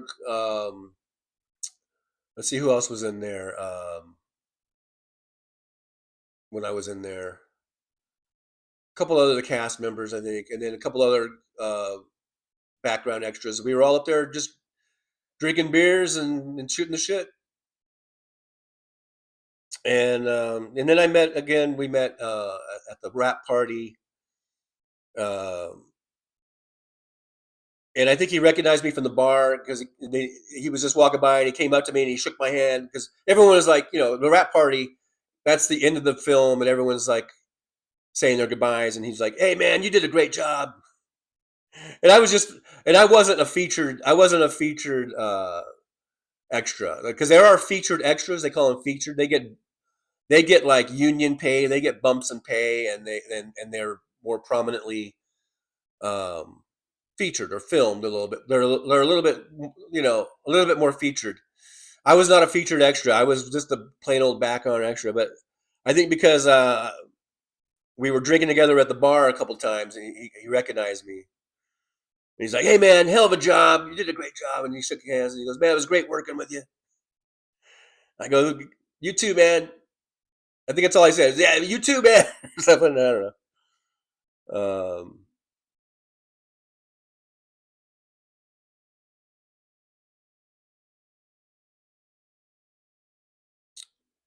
Look, Dragon says, dude, if you ever come by the Bay Area, I would show you the absolute best spots, the hidden ones, the good ones. Fuck tourists. That should be on the San Francisco Chamber of Commerce webpage or whatever. It should be fuck tourists. David Dog says, we have sharks and saltwater crocs, so I don't go in the Atlantic. Plus, I don't go in water where I can't see my feet. DPD says now Mark Wahlberg is super freaky Christian now. Oh, really? Well, that's kind of sad to hear. And I've caught up to the chat.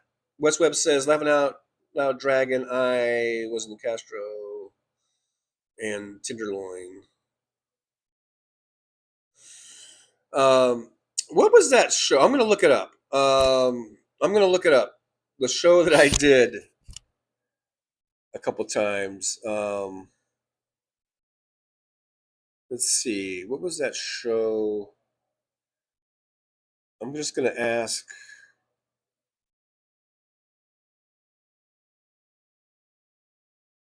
Google, I guess. What was the TV show about I think he was an agent, sports agent. Let's see if that will get me there. Arliss came right up. Arliss. From 96 to 2002 started Robert Wool. Now all you guys are going to go, I've never heard of it. I've never heard of Arliss. It was a pretty popular show. Yeah, it says Robert Wool as Arliss Michaels, a resourceful, sometimes unethical, but optimistic Los Angeles sports agent. So I had that right. He was a sports agent, managing superstar clients in a satire of the high-stakes professional sports world. And I did, I think, 2 shows on that. Characters, the show featured Sandra Oh as Rita Wu, assistant, and Jim Turner as Kirby Carlisle, former player agent. So yeah, I did Arliss. It was probably in 2001. It was probably the last year. What was it? Or 2002 was the last season, last year, I guess. But so I think I did mine in 2001. Why did they cancel Arliss? Arliss was canceled by HBO. I had that right too. It was HBO in 2002 after 7 seasons, primarily due to a shift in network programming strategy, and despite high ratings. See, I told you it was a popular show. A desire to end the show, according to HBO executives. Although it was a rating success, the show faced intense criticism and was considered expensive, prompting HBO to end it on a high note rather than continuing it indefinitely. So there you go. Arliss. And I don't know if you can even see me. Not like Always Sunny in Philadelphia, where you could see me in quite a bit in that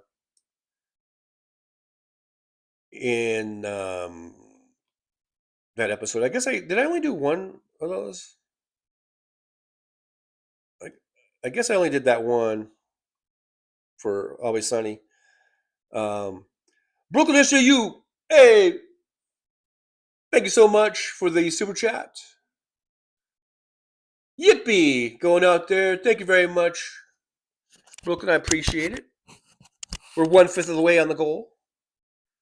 Give you a thumbs up and a heart. I don't know what's going on here. I'm trying to give you a thumbs up, but it's not working. What's wrong with my screen?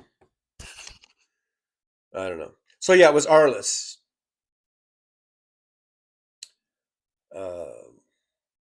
That I was in.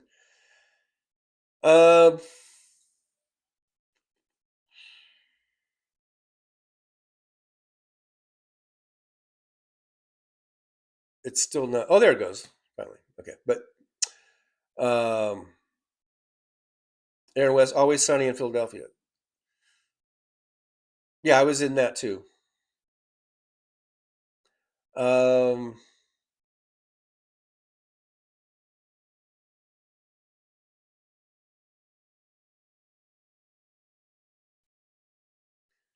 I was going to bring that up, Lug Dragon, but about the areas that Wes went to, but I thought, no, I don't want to sound like I'm gay bashing or anything.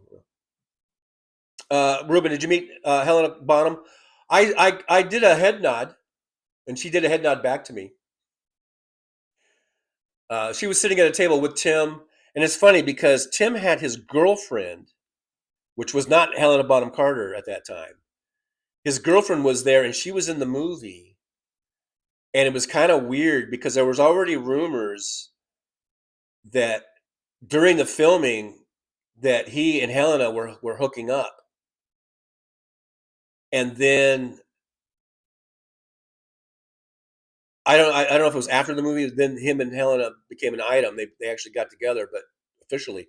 But it started on that movie, but he was still seeing this other girl, this other lady who was in the film. She played a gorilla or an ape, or whatever. I guess a chimp. But she was in the movie. That was his girlfriend. But there was, even amongst us, like I didn't really see any. I would see them. I didn't see anything like, oh, look at there. But you saw Tim and Helena together a lot, like just walking around and stuff and doing stuff. I mean, like innocent stuff. So, but there were already rumors, like during the filming, that, oh man, he's cheating on his girlfriend. And if it got down to the background extras, then I mean, everyone must have known. And then it came out to be true, like that's when they met, and that's when they. Now, I don't know. I don't know, like hooking up, if they hooked up or what, but I don't know. That's when their little spark ignited, and he was seeing this other girl that was right there, and I saw them a few times, all sitting at the same table at various places, various bars and restaurants. Tim Burton, his girlfriend, and Helena Bonham Carter. And Helena Bonham Carter and the girlfriend, I can't remember her name. She was a blonde, and she was in the movie as a chimp. As was Helena, she was a chimp. But I saw them like walking around like besties, like So it was kind of weird, And I don't think it was a threesome thing. I don't think it was anything like that. But who knows? But I just think that. Tim decided to switch horses. Not that these women are horses. That sounded awful. I didn't mean it that way. But he just, it's a metaphor. He decided to switch up midstream, so to speak. I don't know. But yeah, I saw them together at tables, and we did a lot of head nodding. Like, hey. I remember one time I walked by and I said, hey, in case you guys. I think I said, hey, I'm one of your gorillas. I'm not just so because I would do a head nod, and they would like wave at you like they recognized you, but they didn't really recognize you, And I would be like, I'm one of the gorillas, and they'd be like, oh yeah. They're like, oh, nice to see you, good, whatever, because they were just eating, like it was a small town, and we would run into each other. Not that we were hanging out, at the town a lot. We were on set literally 14 hours. There was a couple of golden hour days, but not for me because I wasn't SAG. But the SAG people love the golden hour or golden time. Not golden hour is different. That's like the filming, but the golden time or whatever they called it. Because once you get to 16 hours, or I think once you get to 14 hours or something, I forget. But the SAG, all the SAG players, all the SAG extras, SAG stunt team guys, you start making every hour, for every hour, instead of making your hourly rate, you would make your daily rate every hour. So that all the SAG people, they loved it if we got it past, I think it was 14 hours. But us poor little non-SAG, and SAG, that's the Screen Actors Guild, that's the union. For us non-SAG, which was the majority of us, almost all of us were non-SAG, because it was out in the boonies. It was out. I think it was out of the jurisdiction of SAG. But they operated under SAG rules. They did, and they had SAG players, and there's a certain percentage of SAG extras that they have to have, and I think they met that requirement. I tried to get vouchers. I would always ask for a voucher. I guess that was one of the ways of getting into SAG, is if you could get 3 vouchers then you could get into SAG. And I was always asked, I guess for free or something, because I think you can get into SAG if you pay the dues, or not the dues. There was like there's like a fee to get in there, and it was pretty expensive. So if you try to get the SAG voucher, I think you can get in for free or something like that. I don't know. I never did get the vouchers. Some people got vouchers. I guess you just had to. I guess I just didn't blow the right people. I don't know. I didn't blow anybody. Just that's an expression.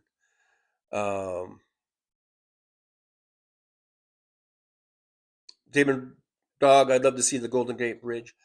I've seen it. It's nice. I've driven across it. I've gone. In fact, I have a brick. You know how they do these like fundraising things, and sometimes you can buy things and put your name on it. I have a brick somewhere near the Golden Gate Bridge, and I forget if it was to restore the bridge or to maintain the bridge or do something. I don't know, but we it was me and my first wife, and we have our names on that brick because you put your name on it, so it's like John and Kelly, 1989, and that brick is, and then they put this brick in this like sidewalk or something, and it's somewhere. I think it's somewhere near the Golden Gate Bridge, if I recall, like a little observation area. You could probably, if you go there, look for the John and Kelly brick from 1989, and that's my brick. That's our brick. DPD, oh my, movie gossip. Yeah, but that's all stuff that was all. This isn't really new stuff. I mean, it's 25 years ago already. Now it's hard to believe it's like 25 years ago. It's a quarter century since that movie was. Since I was on that movie. Can you believe that? A quarter freaking century. Crazy. Luck Dragon says Robert Wool was very funny. Yeah, he's a funny guy. Is he dead? Did he die? I don't even know. He might be dead, but if he's not dead, he might still be funny. I don't know. Brooklyn says just like a man. Yeah, it sounds pretty skeezy. Talking about skeezy. It's pretty skeezy. He went into the movie with one lady, and he came out of the movie with a different lady. That's pretty much how it worked, I think.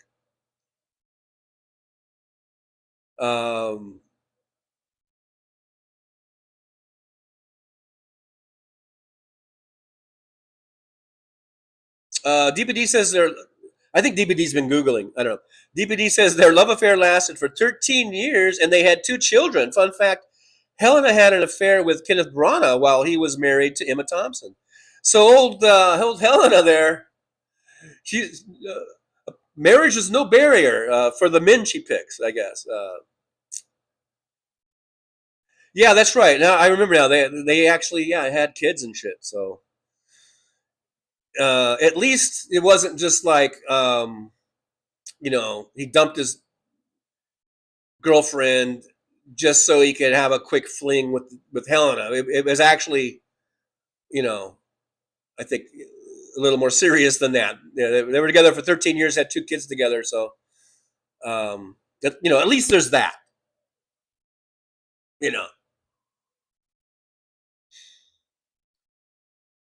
Lug Dragon says, "Hey guys, I'm pretty sure we're losing people right now because we need to celebrate 21st century suffragists monetizing their channel again." Really? We need to. Are they on now? Let me see. Oh, they are. Well, I've been on for almost 2 hours. I like to go 2 hours, so. But at some point we can go do a raid over there, but maybe in about 15 minutes, maybe. I don't know. I did give them a thumbs up, though.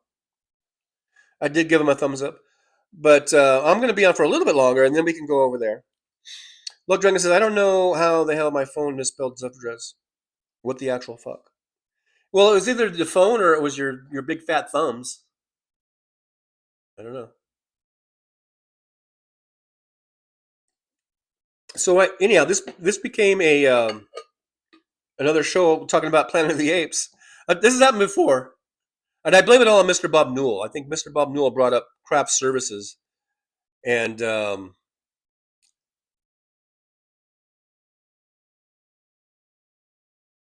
think that's what got us over to movies and background work that I've done. Probably my Planet of the Apes is probably the biggest movie, I guess, in terms of budget, big movie, big stars. But yeah, I did quite a bit. I did TV shows, I did movies for a few years. Did a Jim Carrey movie called The Majestic, where Jim Carrey and I basically brush shoulders, and somehow you can't see me.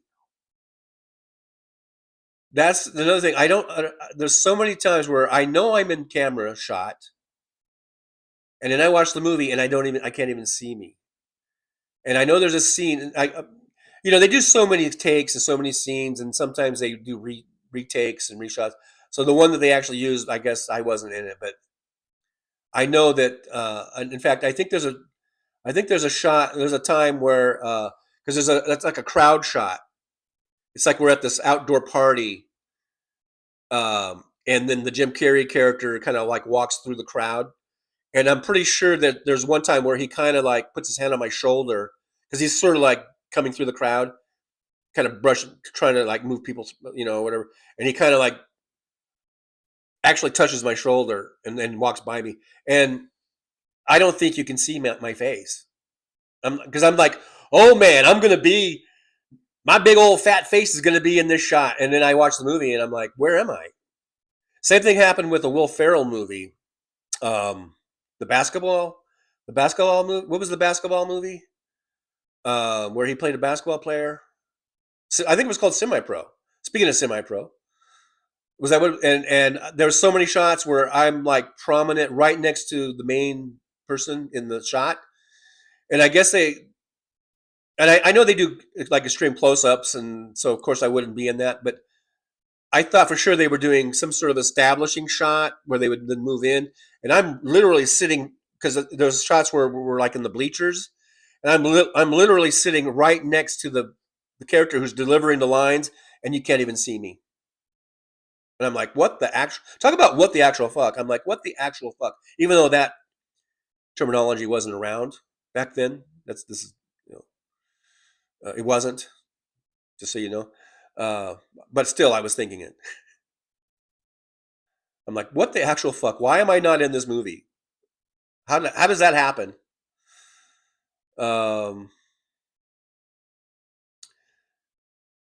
DBD says, another fun fact, Helena is a cougar and has been involved with a guy 21 years her junior. She's 59, and yes, TJ, my fingers have been Googling.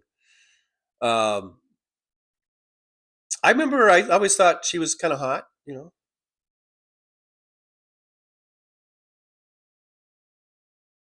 Aaron West reminding everyone that Trucker John has channel memberships and super chats, and you can support the show by liking, subscribing, and sharing, or buy a coffee at Buy Me a Coffee. I did go on the Buy Me a Coffee page yesterday, because yesterday I remember I was talking about, like, I think you can read stuff that I posted, and I have 2 posts.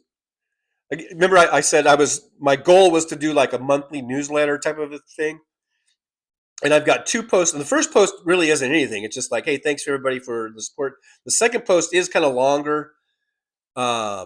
It's one, I think it's titled like Happy 4th of July. I think it was for 4th of July 2024. That's how long it's been. Almost 2 years since I posted anything.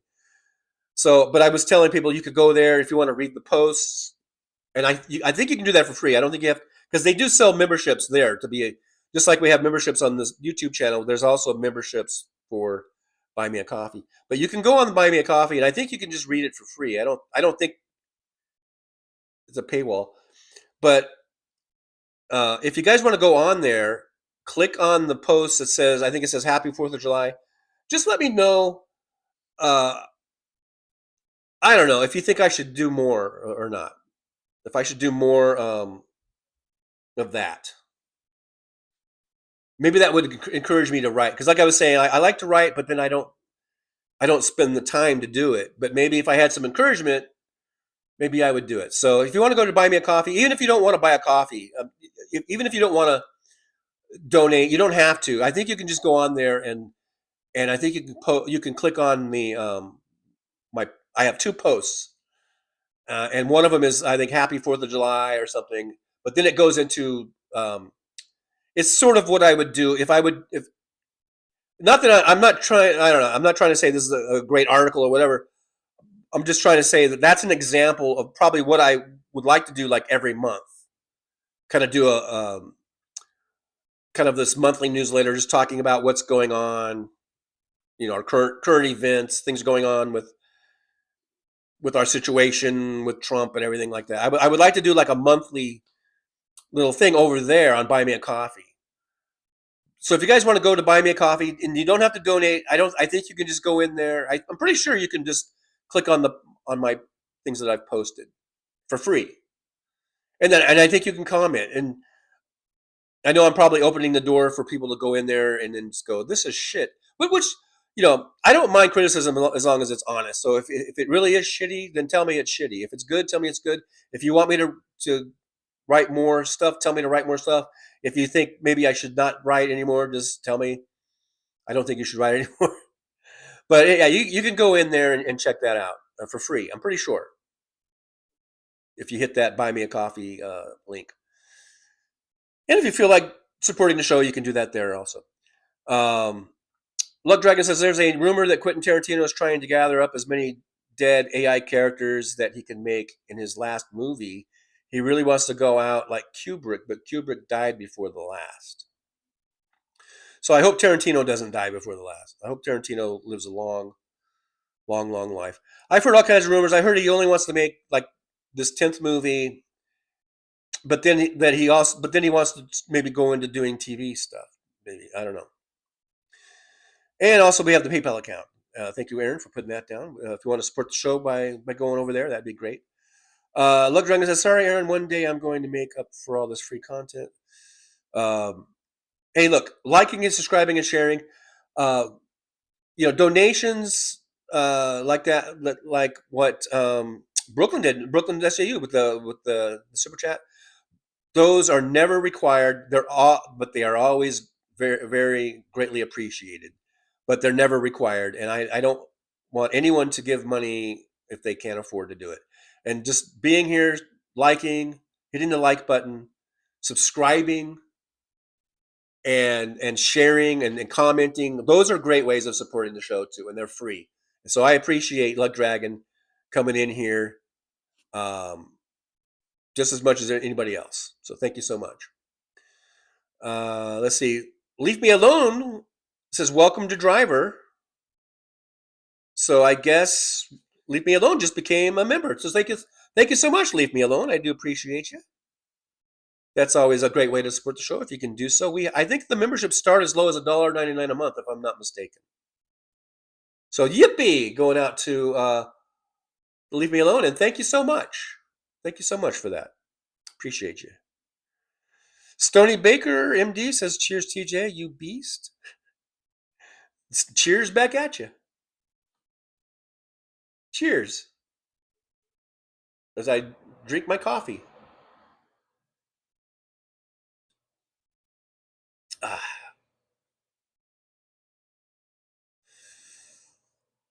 But so yeah, that's some of my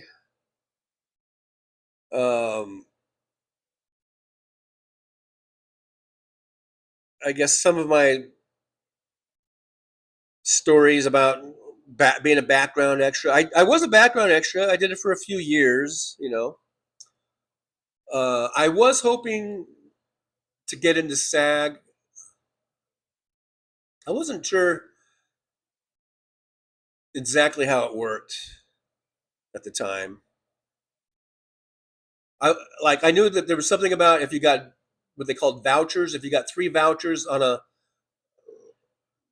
while working on TV show or a movie, a SAG movie or TV show that would somehow get you in to the union.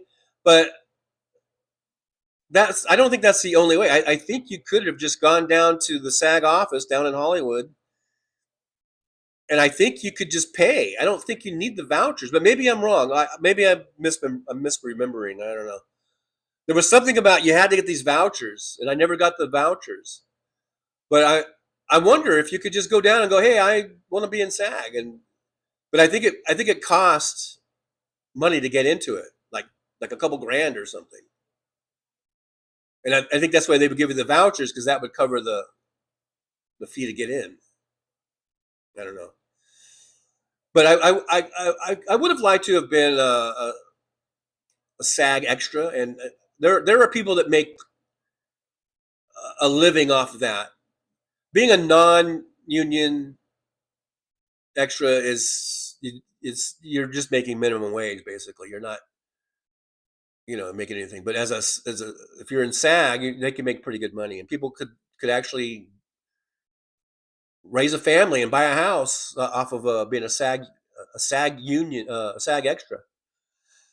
But I wasn't able to do it. I gave it a few years, and then I got into truck driving.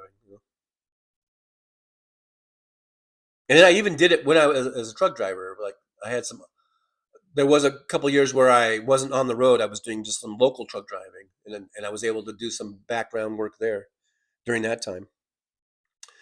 But anyhow, I like earlier when I was talking about being when I made the movie, my feet on the dashboard movie.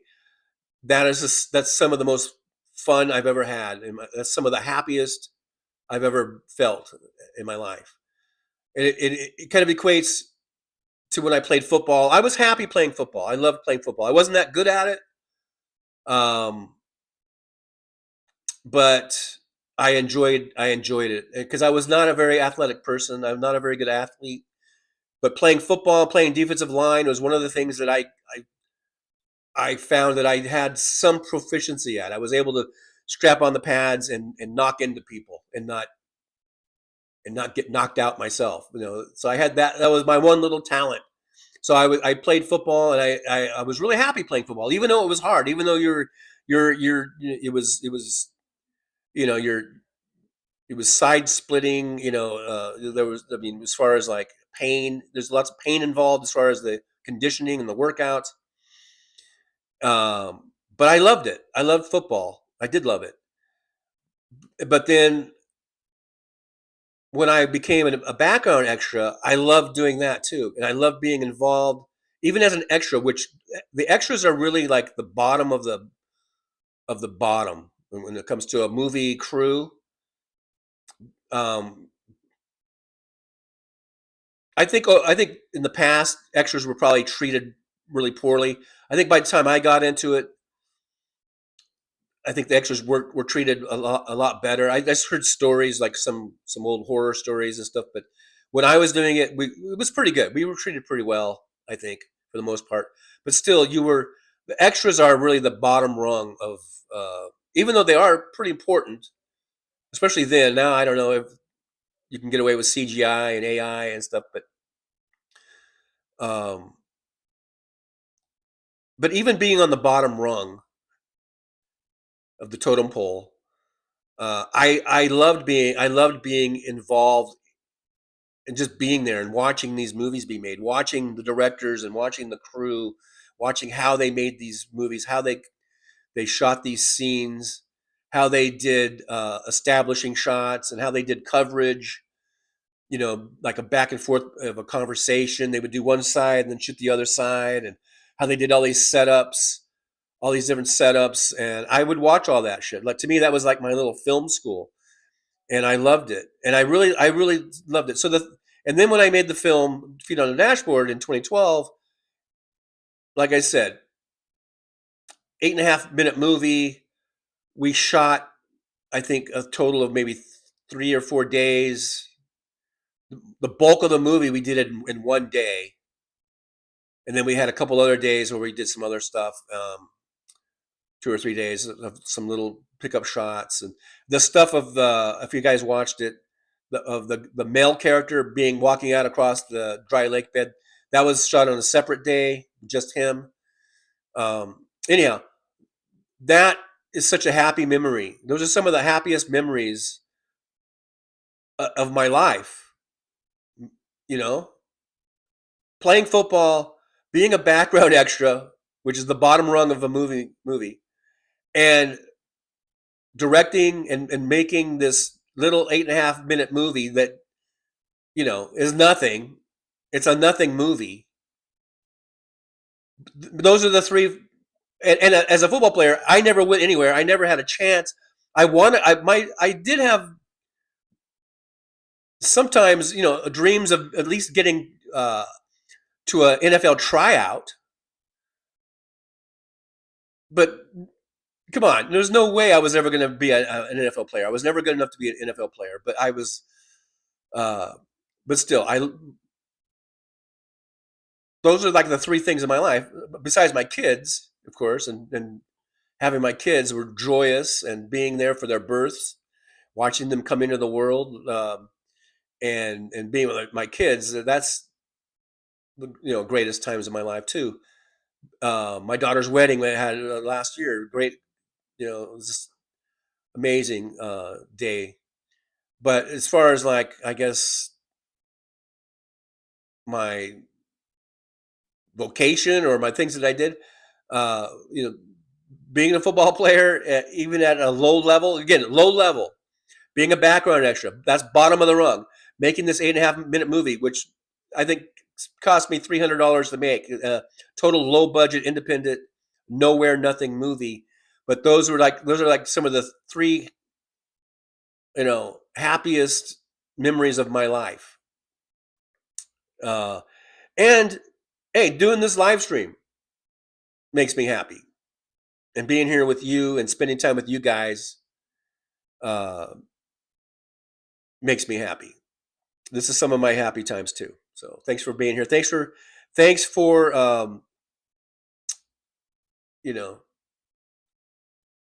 being here for my happy time. I am happy. I'm happy doing these live streams. I love doing it because it is kind of a creative outlet. It's not. I mean, I'm not making a movie here or whatever, but it is kind of it's kind of an outlet, I guess, for me. MJ Daniel says, I love watching how stuff is made, TV, movies, manufacturing, things like that. Hey, MJ Daniel from up there in Washington State. DPD says, TJ, as of 2026, the initiation fees are $3,000 to $3,121 plus semi-annual dues. Yeah, you got the dues you got to pay. Yeah, so I think back when I was doing it, back in the early 2000s, I think it was like at least a couple grand, maybe more. And I guess I could have got the money together and done it, but it just seems like that was prohibitive. Because I did have kids. My kids were babies, and I was trying to help support them. I couldn't afford to pay $2,000 or whatever it was. And so you wanted to get those vouchers. I guess the vouchers were what would pay for that initiation fee. But yeah, thanks for looking that up. DPD working overtime on that on the Googles. MJ Daniel says, a YouTuber and his wife in Toronto I watch are actors. He talks about doing background extra stuff, and it sounds like fun. Yeah, it's pretty fun. It's fun. But I think it is sort of like considered the bottom rung in the hierarchy of filmmaking. Wes Webb says, the question is, what might bring you joy today? Well, being here and looking at your goofy little thumbnail icon, that brings me joy. Seeing you post in my live stream here, that brings me joy, Wes. Let us be happy together. Is that from Barney? Who was that from? DPD says, I'm glad you found happiness doing what you love. I mean, yeah, you got to get it wherever you can get it, I guess. Get your happiness wherever you can get it, because we are, we gotta find something, right? Because we're living in the world of Trump. We're living during these Trump years, and which can be quite depressing, So we got to do what we got to do to find. We got to find our happiness somewhere. And doing these live streams and hanging out with you guys, it does bring me happiness, or at least takes my mind off things for a little while. I don't know what I'm doing here. I was gonna take these down, I guess. Guess we'll take those down. Yeah, old Trucker John, he thinks he's a big filmmaker or something. I don't know. He does the live streams. And I think he thinks he's a director when he's doing the live streams. He's like, hey, Tough Cookie, okay, you sit over there. Paul, you sit over there. He's always directing us. And I just say, okay, well, where's the craft services? If you're going to push me around like a director, then where's the goddamn craft services table? And there better not be any cookies on it. Or I'm gonna file a grievance with the union.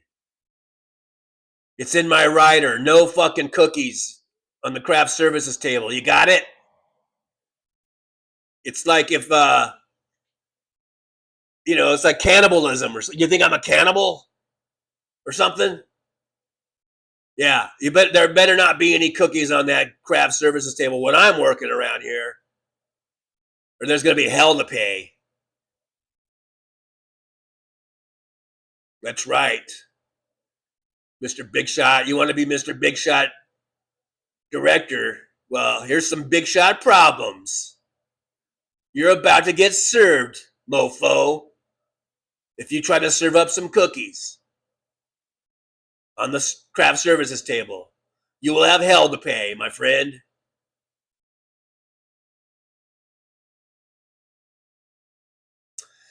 Easy, relax, Tough Cookie. I haven't seen a cookie around. I've been looking, and I haven't seen any cookies around. So don't sweat it. All right. No, there will be no cookies served on the craft services table. Which, by the way, I'm the one that prepares it. I'm the craft services guy. In case anyone was wondering, I'm the craft services guy. Well, that explains a lot because the craft services are here, quite frankly, suck. I mean, if you call some Oscar Mayer bologna that you put on a plate and some cheese sticks, that's your idea of craft services. Hell, I've seen worse. I've seen worse on the Roseanne. I've seen better on the old Roseanne show I used to do. But come on, man. Well, I'm just working with what we got here. I'm doing my best. So yeah, the Oscar Mayer is gonna have to suffice. And actually, it's not bad when you get used to it. You can wrap that around that cheese stick, and then you've got like a bologna cheese stick little snack. And then we've got the little juice bottle, the little juice boxes. I mean, what more could you want?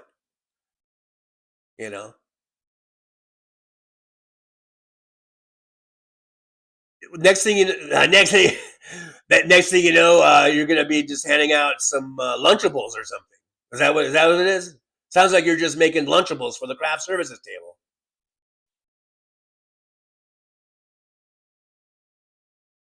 You're on to me. You're on to me, Tough Cookie. Uh-oh. I'm busted. Busted. Yeah, I thought so. Lunchables, that's what we get, huh? All right. Hand me over one of them Lunchables. So I'm getting hungry now.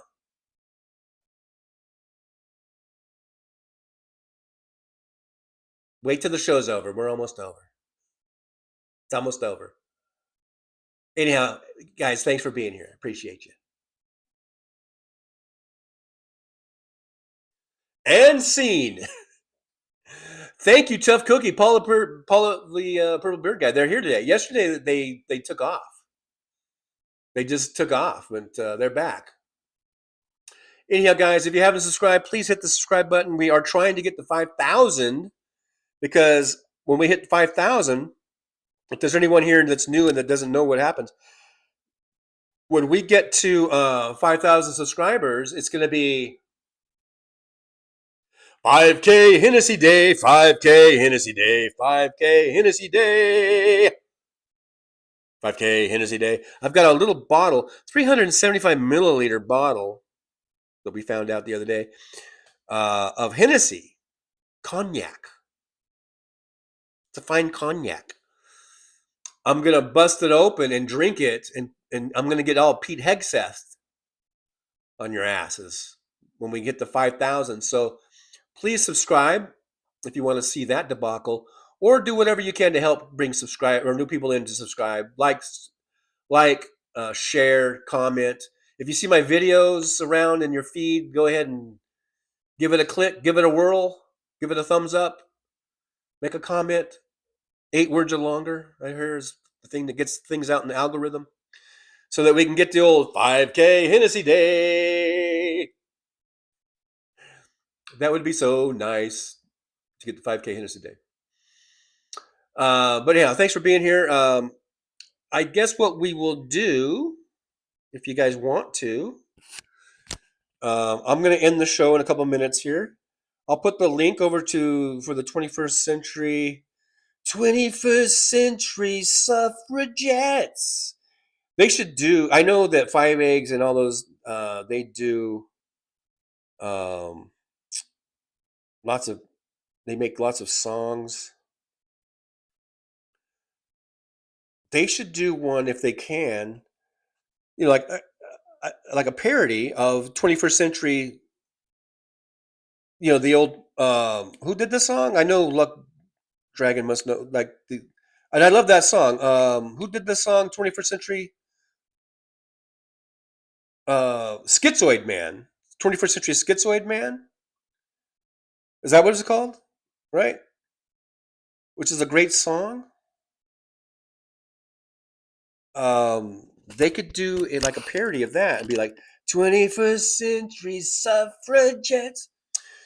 Anyhow, if you want to get in a little bit, you don't have to go right now, but if you want to go over there and do a little raid, a little Trucker John raid, if you do go over there, just say hi, Trucker John raid or something like that. King Crimson, there you go, MJ. Yes, King Crimson. In fact, I had that. I think was it a cassette or an 8-track? That's how long ago this was. And I really, I'm sure King Crimson did a lot of other great songs, but I really only know them for that 21st Century Schizoid Man, and I really love that song. And I only listened to whatever I had. I don't think I had the album. I think it was either a cassette or an 8-track.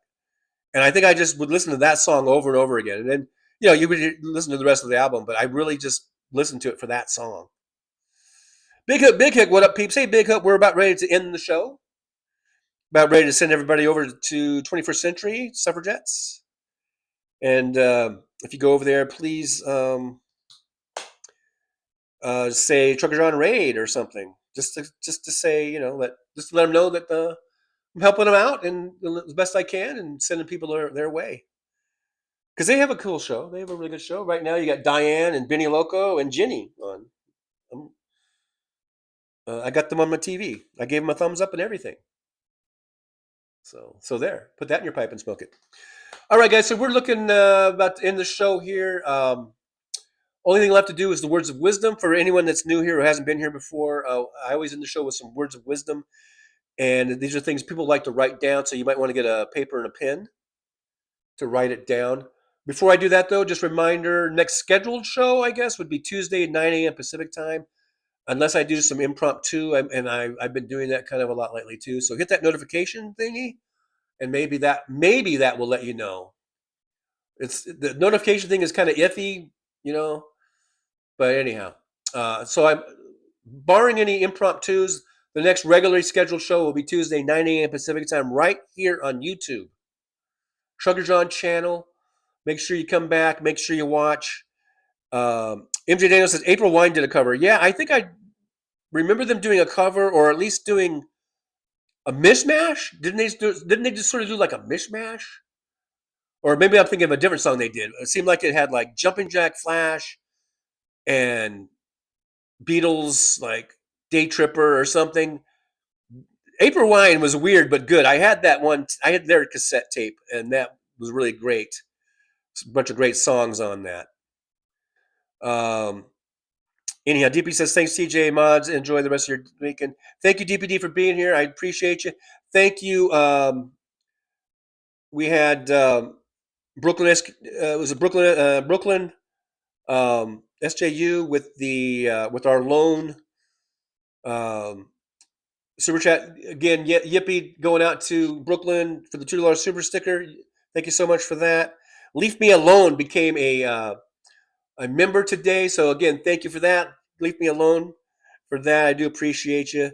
And if you guys want to go check out my Buy Me a Coffee, like I said, you can donate to the show there, but you don't. I think for free. I think you can read my posts. And I just wanted to get some feedback, maybe get me some encouragement because the plan was to do a monthly kind of newsletter, and I haven't done it. I think I just need maybe a push in that direction or something. I don't know. Anyhow, thanks for being here. You guys are awesome. And I guess that's it. Words of wisdom. You guys ready? Did you get your pen and your paper out? Okay, so here we go for today's.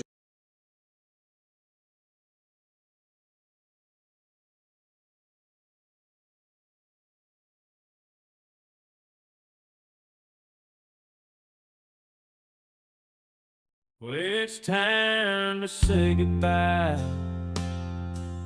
The show has come to an end. But don't be sad, no, don't you cry. We're all gonna come back and meet again. Have some fun times, hopefully nothing too bad.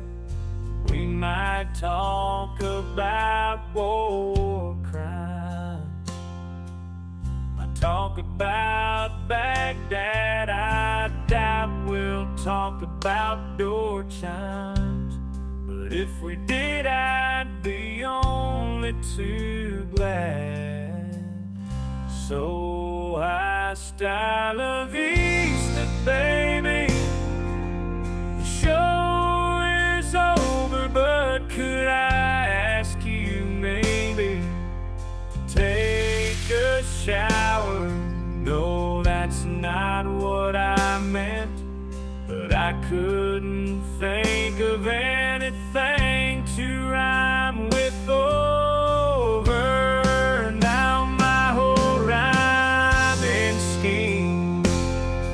All screwed up. Oh shit, I should have stuck to truck driving, who I tried to kid. At least when I was out there driving, I could handle a skid. But doing this live stream, baby, has been a real kid. So I hope to see y'all again right here on Trucker John live stream. We're gonna do it again and again, right here in the Trucker John live stream. Yeah, the Trucker John live stream. We're gonna come back and do it all again. No, this ain't no dream. This is where right here on the Trucker John live stream. Know it's time to say goodbye. The show is coming in. But don't be sad, no, don't you cry. We're all gonna come back and meet again. Rolling down the highway in my rusty old rig. I'm a retired trucker, but my spirit's still big. Living in Vegas, where the lights never sleep. Broadcasting my thoughts for the world to keep. From politics to pop culture, I've got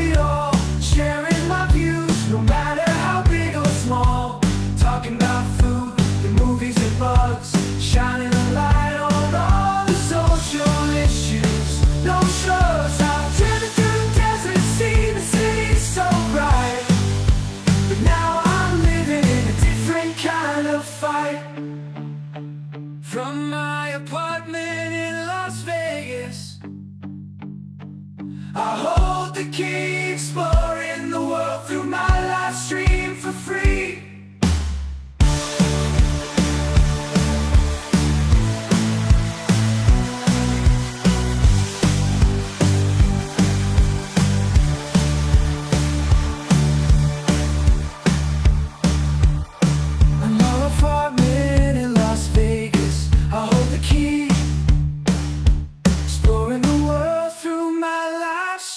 For free.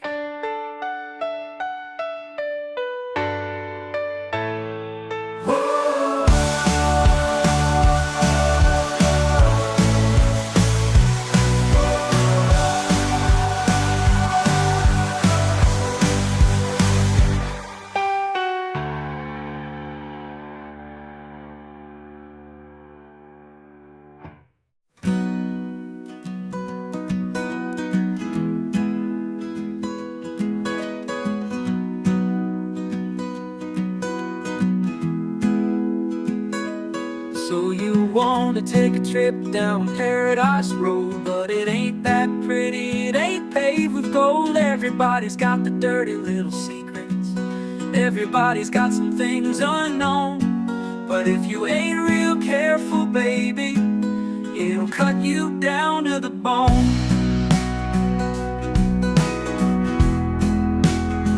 Under all those bright lights, you've gotta learn to ignore the glitter. It's all about fight or flight, and you don't wanna do either. So go on down to Paradise Road, it'll make you wish that you were young.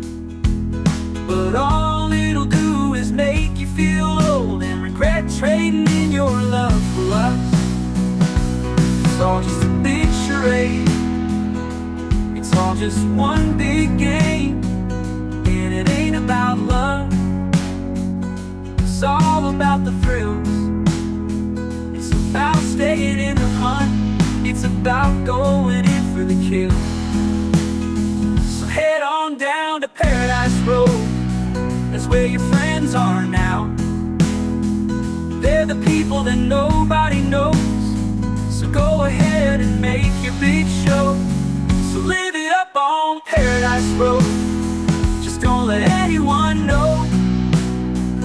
It'll be your dirty little secret, it'll be your guilty little pleasure. Living a secret that the whole world sees, hiding in plain sight among the scum and the thieves. So damn hard to ever be pleased.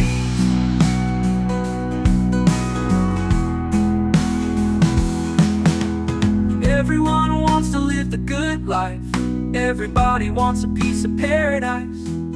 But where would you run? Where would you hide? What would you do to buy a little more time? Grandiose dreams of happily ever after are really just another day's end. And when the sun goes down, you just lay there wondering, can you really do it all again? You're praying for one last shot, you're hoping for one last big win.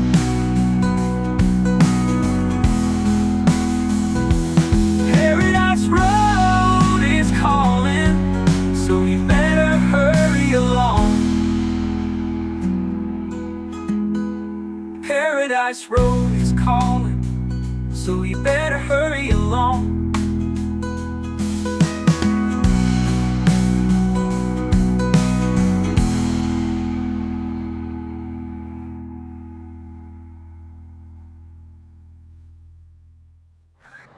Show's over. I'm out of here, folks. Bye.